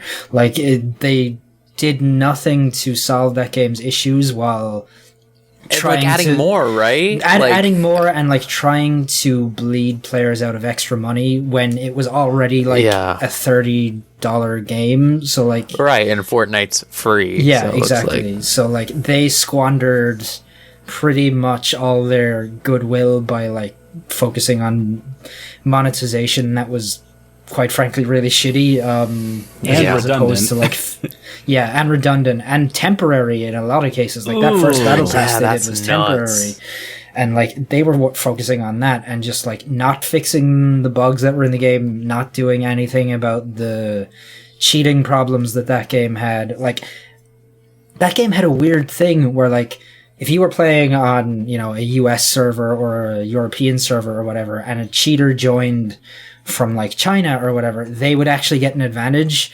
because like whatever weird way they had engineered it, like it was prioritizing people who were farther away from the server.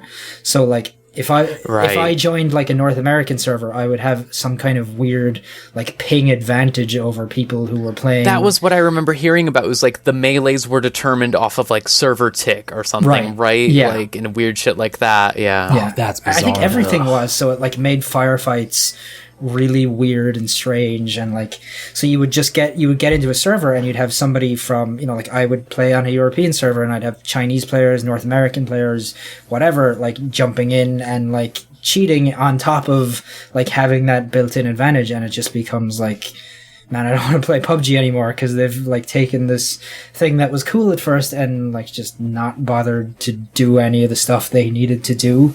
Like launching that thing as an early access thing, people were like, yeah, it's kind of rough around the edges, but we're willing to give it the benefit of the doubt once we see where this is going. And then it's just like, oh, where it's actually going is like monetization, you know? Yeah, no one talks about it anymore. Like I just found out like yesterday that they did like a Resident Evil crossover or something like that. Like what? Like no one talks about that. You'd think like that would be like a big thing, but no one play. Like I feel like the people who aren't playing PUBG anymore, who aren't the type to play Fortnite, are just playing Apex, right? Like, I mean, I'm kind of not playing anything really. Like, yeah, that's the other thing, like, right? Like a lot of them just stop. Yeah, like for me, like I would probably play Apex, but I prefer playing those games either with friends or as solo, and I don't want to play with randos. And Apex is only team based right now, so like, yeah. If I'm not playing with Solon and Scott or like people from the Chooch Discord, I'm just like not playing it. Whereas like, you know, the thing with PUBG has been just like this constant like mishandling of it. And like, I don't know if I'm the only person in the world who does this, or like on this podcast who does this, but I check SteamDB like every day just to see what's being played. And I remember watching PUBG go from like well over 1 million. And then like in like January or February of last year, all of a sudden it went from like constantly being over 1 million players to, when I was looking at it, always being at like 300,000 or less. And like it would peak up to like maybe 1.5 million in the evening in China, or in, you know, and like if you look at it now at any point in time, it's always around like 150,000, except for like in the evening in China where it will peak at, you know, 700, 800,000 players. So they've like lost like pretty much all their Western audience, or not all their Western audience, but like 9/10 of their Western audience is now gone from where it was a year ago. And like it happened like almost literally overnight. And like they last year, like last summer, I think it was, they finally launched this like fix PUBG campaign, which lasted like a month, you know, and they didn't fix PUBG. So, you know, wild. That game's a mess. All right. Well, thank you so much for the Apex update, Solon. Yep. At Rip Kaiju. Follow that Twitter. Yeah. R.I.P. One of the greats. So I'm gonna go over some of the news that happened this week, because there was news. There were two big pieces of news. One of them was important, and one of them was stupid as shit. Which one should we do first? Stupid as shit. Yeah, because it really is so stupid. So, Capcom teased on their Twitter account that they were going to be releasing some form of classic arcade collection. It seemed like there was some reflections on a mirrored surface that showed Darkstalkers, Street Fighter, and one of the most important ones, Aliens vs. Predator, which is a really good get for them. It's one of the best side-scrolling beat-em-ups of all time, and it was tied up because it was Aliens and Predator. However, they decided to release this collection on a gigantic home arcade system that is just the Capcom logo with sticks and buttons sticking out of it. It's so stupid. Looks amazing. It's huge. It's huge. And it is $260. That's amazing. Yeah. I kind of understand why it's so expensive, because they used all really high quality Sanwa parts. Yeah. But maybe they shouldn't have done that, because it's gigantic and unwieldy, and it's too expensive for anyone to want to buy this.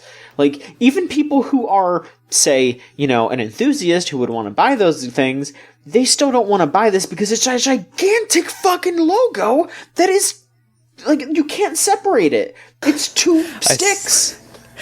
I saw people photoshopping it into, like, the Devil May Cry, like, weapon get, like, scenes or whatever, where it, like, picks up and it's, like, an unwieldy, like, arm of a devil or something like that. It is 29 inches wide, 8.5 inches deep, and 4.5 inches tall. Jesus. 2.5 feet wide. That's like the size of my desk. Yeah. There's nowhere that's there's no way it's ever going to be comfortable to use. Well, so maybe not to, like, use or play or plug into anything. Yeah. But not bad price for some wall art. Yeah, you want that thing hanging on your wall and then it falls off and That's just like... not a bad price for it. That is bad price for wall art. Wall art can get pretty pricey. I don't fucking know. There's nothing people here. who pay millions for it, like, but Yeah. But, like, you know, just to go over some of the other stuff, it has HDMI out. It connects to Wi-Fi, which will let you upload leaderboard information, I guess. And here is the list of games. There are 16 games. 1944 The Loop Master, Alien vs. Predator, Armored Warriors, Capcom Sports Club, Captain Commando, Cyberbots, Darkstalkers 1, Echo Fighters, Final Fight, Ghouls and Ghosts, Giga Wing, Mega Man the Power Battle, Pro Gear, Street Fighter 2 Hyper Fighting, Strider, and Super Puzzle Fighter 2 Turbo. There are some okay games on there. Like, there's some pretty solid games, but, like, Darkstalkers 1? Yeah, not really the games I'd be looking for in those series. Like, Final Fight just by itself, Ghouls and Ghosts? Who wants Ghouls and Ghosts? As opposed to Ghosts and Goblins, I think is the original one, right? No, just, like, those games aren't... They're arcade... They're quarter munchers, you know? They're just hard to be hard. Like, Alien vs. Predator, Street Fighter 2, Puzzle Fighter, Cyberbots, Captain Commando, Armored Warriors... Like, there's a good collection of games on here. Like, a handful. But, man... What a thing. They've only announced it for Europe so far, officially. It does sound like it's coming out in other territories, but it's fucking weird. I have no idea who this is for. There's a bunch of other console, like, remake things news that has been coming out this week that was also cool, like the Sega Mini. Yeah, we talked about the Sega Mini last week, and did we talk about? Looks good. They did announce more games. It looks good. They announced that they're doing Castle of Illusion and those Disney games. Those are very good games, which is really cool. Like, there's going to be Disney games on the Sega Mini, and that opened up the thought, like, oh, what if, like, those really good Genesis Disney tie-in games are in there, like Aladdin? Because there's still 20 more games they can announce or something. Something like that, yeah. But I mean, gotta get people hyped for the movie. Right? I mean, they could do Aladdin. Most of the other Disney games that are really good were on Super Nintendo, though, like Goof Troop and True. Like, I don't know what else. But yeah, most of those are on Super Nintendo, I think. But there are some good Genesis ones. That collection does look really good. That one was looking really. And 40 games in one collection, like, is. When you compare all of these across the way to each other, it's like, how is Sega the one that's pulling this off so... It make it look so easy, almost. I mean, they're doing that, and they're also having M2 do the emulation, so that's all going to run perfectly, and it's going to have, like, a ton of alternate features. So those aren't just going to be ROM dumps. Like, work was done on those games. Yeah. So that's what's really impressive. So it'll definitely be worth, I think it's like $80 they're asking for. Like, that's definitely worth $80 for 40 games that were all improved upon and will run perfectly. Like, that's pretty reasonable. Mm-hmm. Like yeah. that's what? That's $2 per game, right? Am I doing that math right? Yep. And then it also has the 2 controllers with it and all the hardware and everything. Like, there's good value in that. And then I look over at Capcom, what are you doing? Yeah, it's a mess. And even Konami's doing their thing with like 3 different games. Each of them are $30 and they each have like 8 games on them or 7 games on them. And that's just that one's software. That's not like a whole hardware bundle thing, but yeah. That one needs some work. That one's going to be something I look into when it's like on sale for $10. right. If at all, you know. Why are y'all making this so hard when everyone else around you is like showing you the path to doing this right? Yeah. Like SNK's collection was like, they're doing this right, and they have much less to work with than Castlevania. A lot of these people just want to do ROM dumps instead of actually doing work on these old games and making them work on either a historical context or a gameplay context. Like some of these games are worth playing today, but some of them aren't. And that is something that SNK worked on, is that like, hey, this game sucks, but it's still historically important and like it should be in this collection to be preserved. And they even added functions to bring it up to a playable product. Yeah, like they took Akari Warriors for the NES, like one of the worst NES games, and they added twin stick shooter functionality. And you know what? It's a good game now.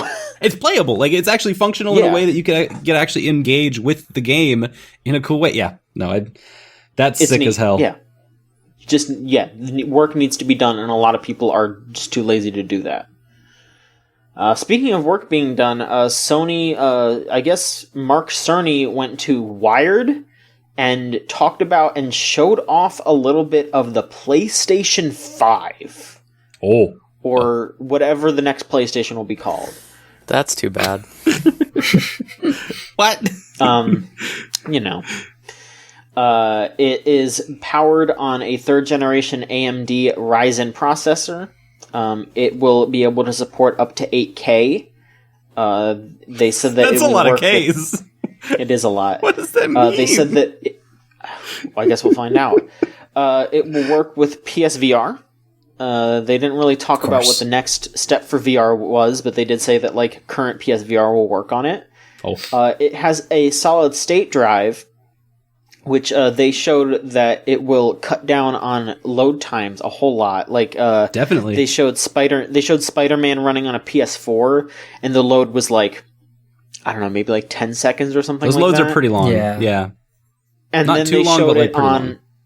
and then they showed it on this new console, and it was like not even a full second. Boop. Yeah, it was specifically like fast traveling from one side of the map to the other. I think is what they showed, and it was like 0.8 seconds or something like that. Exactly. Hell yeah! I didn't even think about solid state drives as being something that we still needed to add to console games. That's awesome. Yeah. To me, like, the solid-state drives are, like, the biggest thing coming out of this, because, boy, those current consoles are slow when it comes to load times. So, like, and as somebody who has an SSD in his computer, like, the difference is, like, night and day, because it's, like, they're such an upgrade over a traditional hard drive. It's like, it's the kind of thing that, like, when you see it in action for the first time, you're like, oh, wow, this is the way it should be. You know, like, it's that kind of step up, so. Yeah, so, they also said that it's going to be fully backwards compatible with PS4 games, so that's nice. No word on any other backwards compatibility, but fingers crossed. They also talked about, they made some hints that, Death Stranding is probably going to be cross-gen, so it'll probably be on PS4 and PS5. And I'm going to guess that like Ghost of Tsushima and Last of Us 2 are probably also going to be that. Yeah. They basically said that it's not going to come out this year, so probably next year, probably late next year, I would guess. But we're getting into the next generation, folks. Are you all ready to get into PS5 and Xbox next? No, honestly, no. Like, it's all like, it's all well and good for them to be like talking about it now, but like, like the thing you always look for, right, is where is PC hardware at? When does that take the jump forward? And then like that's when you see the consoles kind of take their leap forward to be just like slightly behind where the PC is at. And like the PC hasn't really taken that leap yet. Like the 20 series GPUs that just came out aren't like a drastic improvement on the 10 series that came out like 2 or 3 years ago. And like the big thing now is like everybody's talking about ray tracing, but like kind of nobody's doing ray tracing, right? Like Minecraft does it and Tomb Raider does it, and that's kind of it now. And those like latest graphics cards don't even do that well. So it's like, what can these new consoles like? It's the idea for me of like, are we going to see much of a step up, or is it just going to run natively in 4K now? And like it'll upscale to 8K, because there's no way these things will like natively do 8K. I don't think. I think it'll be like the way the PS3 was like, oh yeah, it'll run 1080p, but like it's actually mostly just going to be 720p upscaled or whatever. Like I feel like that's where that's going to be, because I don't know that many people who have 4K TVs yet. Like I feel like that's only starting to really become a thing, and those things are laggy as fuck. Like you know, like you need to turn on, with most of them that I've seen, like you have to turn on game mode, which just pretty much bumps it back down to 1080p. So it's just like, I don't know. I feel like the latency on a 4K TV hasn't gotten good enough that we can start talking about 8K TV yet. So yeah, like, I don't know. Like it's all, it feels like, you know, it's like when Microsoft got out there with the Scorpio and they were like, oh, gigaflops or whatever. And you're just like, yeah, that's great and all, but like, does it matter? Like, right? I don't really think we're at that point yet. Yeah. Like I was seeing, like all I could see people talking about it was like, oh, this would be great. It lets real ray tracing be on it, and I was like, okay, like what is that? Yeah. What is that? What? And like he was just like, well, let's, you know, shadows be realistic and actually follow people with real-time reflections and stuff. And I was like, okay, that's cool. Are we still going to have the same problems with games that are happening right now with like microtransactions? Yeah. Like studios being rushed and not actually being able to utilize that tech that you're talking about. Yeah, like, there's that side. There's also the side that people don't ever want to say, and that's that ray tracing does not make your game look better. That's what I've seen when I was using it firsthand. Was it makes your game look different. It does not make your game look better. And different is okay. Like we went through the PS3 era where everything was different. It was very brown, and that's what would happen. That's what's going to happen with ray tracing. Also, is everything's going to look really dark and what's the opposite of saturated? Very high contrast. Yes, and.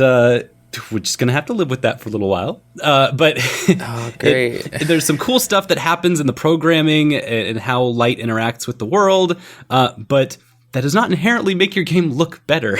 And getting this in the hands of like actual humans who can make games, artists and programmers and diverse studios and studios that have the ability to work at a rate that, just like what you were saying, Rose, to work at a rate that is ethical and capable of nuance and art, like that will be interesting. But until we get to that point, we're still talking 8K in a world that doesn't even have 4K yet. Yeah, exactly. And like, I don't know. I struggle to feel like this is going to be anything really more than just an up-res to 4K natively for most people, which of course is going to mean larger file sizes when they're already huge, and in a world of data caps, that's its own... that are only getting worse. Also. Yeah, that's its own issue. Like, it's... I think we're at a weird point. Like, it feels like we're not quite ready for... Like, technologically, we're not quite ready for new consoles, but, like, Microsoft and Sony kind of feel like they...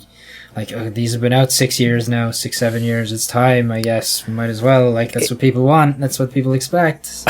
It's the same thing with the Stadia thing, where it's just like tech companies live in their own world, where it's like, this makes sense because of our schedules and like our, stocks like cycles and stuff like that. It makes sense to do a new one. We have the like resources in order to make this without like thinking of the logistics of the society they're releasing it into. Yeah, like we live in Seattle, we live in San Francisco. Everyone has everything we have, so like, like infrastructure is just like that everywhere. Yeah, like, and I feel like with a lot of press as well, you run into that issue where a lot of them are sourced in those places too. So like when it's coming to like, the people that are going out there going to try the PS5 or whatever stuff like that, or like even have one that launch, like they're going to have an entirely different experience from like 90% of the world. Right. Like, that's really interesting. It's a lot of the things that we're talking about here is stuff that we are normally used to talking about. The difference is that we've never really applied this to console gaming. And I'm wondering if the PS5 will be that era when it's finally time for technology to introduce the wealth gap into console gaming, like we have always seen it in PC gaming. I mean, we've already started to see it with like the PS4 Pro and stuff like that. Like there have been plenty of games released recently where the PS4 Pro version, like actually, like there was a game recently, I can't remember which one, but it like actually ran at like a slightly better frame rate that made it might have been Sekiro. It was, it like, was Sekiro. I remember, like, I remember hearing people like talking about that like a week ago or something.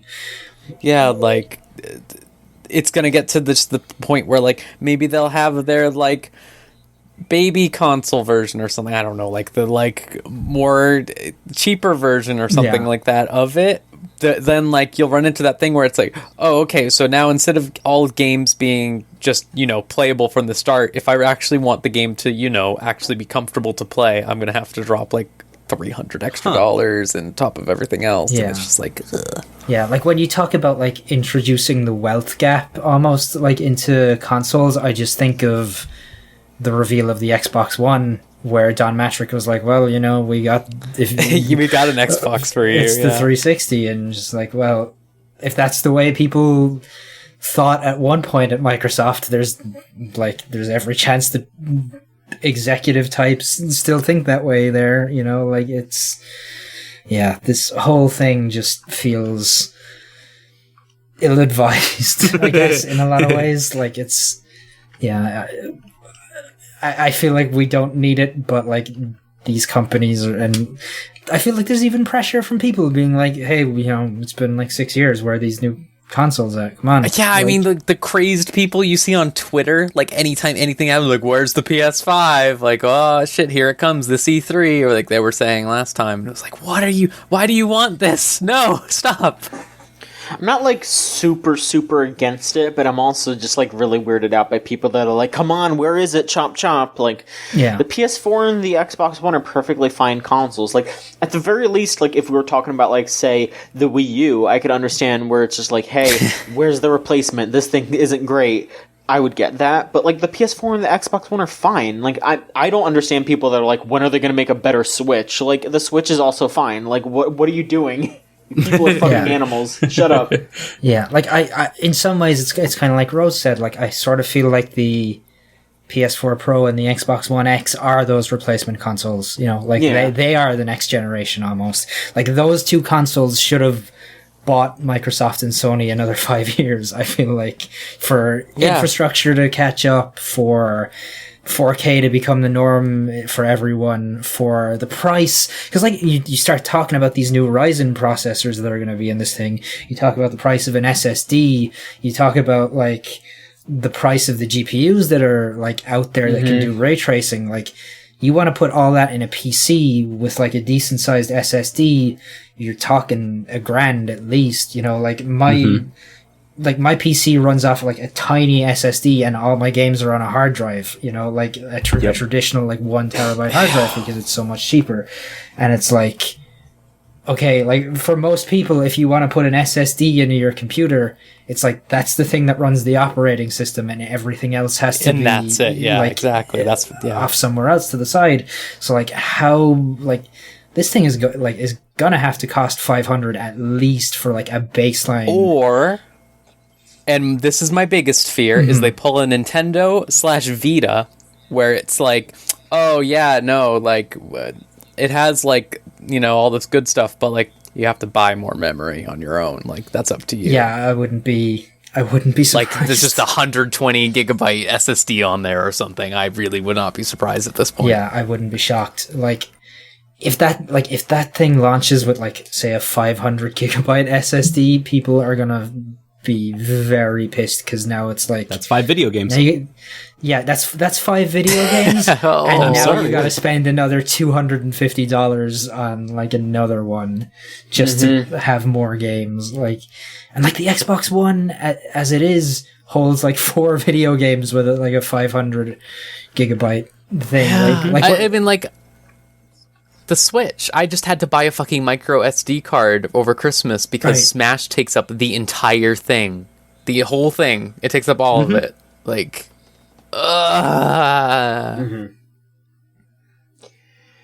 Yeah, it's a weird time right now. Video games are very strange. I'm interested to see how things shake out, but we're gonna find out more about what Microsoft is doing at E3. Like, absolutely. Yeah, So and probably Google. No. yeah, fucking Google. I don't even want to think about Google. Google's thing is gonna crash and burn if there's any justice in this world, which there usually isn't. So Anyway. Let's go through questions, folks. Yeah! If you want to send in a question, it's videogamechoochoo.tumblr.com/ask. First up from Shoeless, what is Duke Nukem's persona? Mara. Mara. All right. Oh god. I think we figured it out. Wow, All that right. was a really There you easy go. question because that's it. or the Incubus. Ooh. That one too. That yeah. Incubus is like way weaker, so probably Incubus. Yeah. I ain't never played a Persona game, but I know Mara. I know that Persona. Yeah. Just Or, Mara. They put Mara. Like Mara's an actually strong persona, though. So yeah. Or They put Mara. what's it, Ghoul or something like that? Is that what really looking one? Yeah. Slime. He's real sad. Slime. That's the really sad looking one, right? Yes. Yeah. Yes. Absolutely. They just put Mara into Fate Go and they made it a giant boobed anime woman, Of course they did. and everyone's just like, Way to I like ruin the it. other one better. Way to ruin it. Yeah. Swing low, Dick Chariot. Wasn't Slime in Persona 5 just like the head of a penis? Am I remembering that right? Was that Slime? That sounds like something that would happen. Yeah. There was maybe. definitely a Persona that was just like the head of a dick. I don't know. I'm sure there's multiple personas that are just the head of a dick on this. I mean, yeah, his name is Gorgo Akechi. Boom. Just a little comedy tonight on Video Game Choo Choo. Jeez. Anti fucking Akechi podcast. Yeah, Yeah. it's the official. I mean, everything should be. By the way, happy 420, Niall. Since you're there already. Oh, right. Yeah. what would- that means like the Godfather's hosting his 420 special wrestling show today. Oh my Great. god, you really are in the thick of it, aren't you? Yeah. Once this is over, I'm gonna watch the freelance stream that's on. I got to see that Smiley Kylie match because I love her. So Who would Custom Grow 420's persona be? oh god. Or maybe even what would his Arcana be? His Arcana would definitely be like the fool. Is he fool? right? Yeah, I feel like. Or is there a prisoner Arcana? There's something like that, right? the prisoner. The hanged the man? hanged man. That's what. Yeah. Yeah, because he The prisoner Arcana would be really good. because he like has that video where he's like smoking weed on house arrest and he's just like showing off his ankle bracelet and he's just like talking about how he can't leave his house. The prisoner. He's like, I'm allowed to go to the store, but they're watching me all the time. So like, if they see me Holy drive past the store, they come and get me. And he keeps just saying the phrase "smoking weed on house arrest" as he's like going through the video. Just don't watch Custom Girl 420. He just says that in that video like 50 times because he's so high. Yeah, he It's- does. He does. God. That's one of my favorite of his videos. It's that and the one where he's like drinking lean and he's just like spilling syrup all over the place, and it's just like Yikes. it's bad. Let's see here. Quenny asks, nobody told me that Majima was just basically a trickster god in Yakuza. What's up with that? Honestly, more people should just talk about Majima in general, I feel like. Really? Oh, I did not put that together with what everyone described in Yakuza. Oh, that makes me much more excited to play Yakuza now. Oh, you should. I keep thinking about Yakuza 0. My girlfriend Robin recently purchased Yakuza Kiwami 2, and I just really wanna go play it. But yeah, any game that has Majima in it is a good game. Yeah. I was playing 5, and like I need to get back to it at some point, but it was just like this is sort of my problem with 4 as well to an extent. It was like they get away from it just being Kiryu and Majima and like them going around doing stupid things, which is like, that's why 0 is the best to me. Is like, I feel like if you alternate between 2 people, it's fine. Yes, I agree. In a Yakuza game, but 4 is like 4 people, and it's like, oh, I don't know about this. Like, maybe it could have just been like Kiryu and Seijima or something like that. And then it's like, no, 4. Here's this cop and stuff like that. And then 5's like, 5, do the idle dancing mini game, you fucker, do it. And it's like, oh, I don't know. I think 4 was pretty well structured. Like, I think the cop dude could have gotten taken out, but I think like the other 3 stories were well done. Well, even then, like, I feel like Akiyama is like almost a little too fast with his stuff, whereas it's like that's the thing that's solved in like 0 is perfect to me. It has that perfect, like, and then they converge at the end, and it's great. Yeah, I think just like the story they tell in 0 is a lot better than the other games as well. Like, it has an emotional weight to it in a way, and that's not to say the rest of them don't, like, because they actually do a pretty good job with that throughout, but like the way they humanize Majima in 0, I think, is just like so good. They do such a great job with him.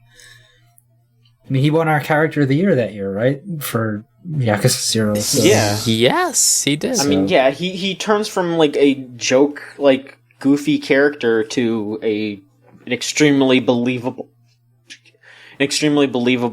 like very sad but also very understandable character. It's very good game. Let's hear. Perfectly Innocent Garbage asks, does Wario eat garlic raw because he doesn't want to go through the effort of roasting it, or does he just prefer it that way? I think it's both. Yeah. I think it was a little bit of the second one until it became the first one. Or rather the other way around. Like, he only prefers it because he was so fucking lazy all the time. And now it's just like, well, this is how it is. You know? That's garlic right there. Garlic. In the GameZone.zone today, everyone was talking about eating onions, and like everyone's like, you can't eat this thing raw. You gotta cook it, caramelize it, add butter to it or something, cook it, you know? And I'm like, you could eat it uncooked too. Just dice it up, make it small. It's just a vegetable, man. But yeah, I don't mind raw onion if I'm eating it on like a burger or something, but if it is caramelized or cooked in some way, it is better. True. Yep. I would agree with that. I feel like garlic's the same way. Onions on a burger is amazing. Garlic's the same way. Oh, you know what? Garlic on a burger sounds really good. Oh.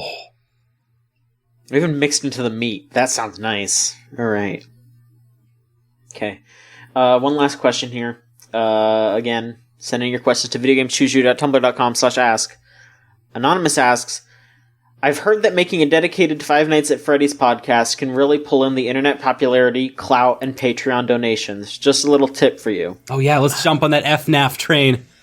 The worst part is I don't know if they're wrong because I can't name any off the top of my head. Like, is that a niche that needs to be fulfilled? I mean, I guess Do we have to have like nude and cum versions of like all of our podcasts now? If we're on the Patreon with that, yeah.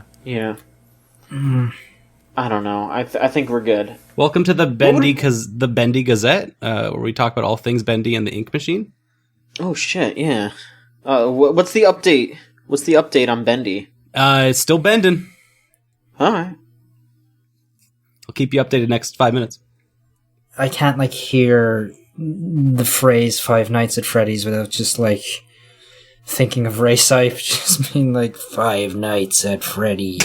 Just like, 5 Nights at Freddy's. Oh. God, yeah, he's just in like the fucking bathroom talking about Five Nights at Freddy's to nobody. God. I don't know if we have enough money anymore for Five Nights at Freddy's because they went bougie with the VR stuff. Yeah. They outpriced me for FNAF. It's fucked up. Well, that should do it. Remember, follow us on Twitter at VGChooChoo, Tumblr, videogamechoochoo.tumblr.com. We have our Patreon, patreon.com/VGCC. We just put out a new episode of Choochigatri Unlimited Train Works. It was a fun one. That was a fun episode. I hope everyone can listen to it. And of course, there will be a new episode of The Route available pretty soon for $3 patrons. So consider joining up on that. Also, shout out to Melt Channel /Magic Circuit for our theme song Crush off of the album Magic is Real. For Melt Channel, it's meltchannel.bandcamp.com. For Magic Circuit, just go on Spotify and look up Magic Circuit. They have brand new music out. It's really good. And I'm not just saying that. It's really good. Go join our Discord server, thegamezone.zone. Type that into your web browser and it'll bring you straight there. We've been having some good conversations in there, some serious, some very not. So, it's a good place to hang out and have a good time. So please feel free to join. And that should do it for this week's show. I want to thank you again for listening, and we'll be back next week with another episode of the Video Game Choo Choo Podcast. So long.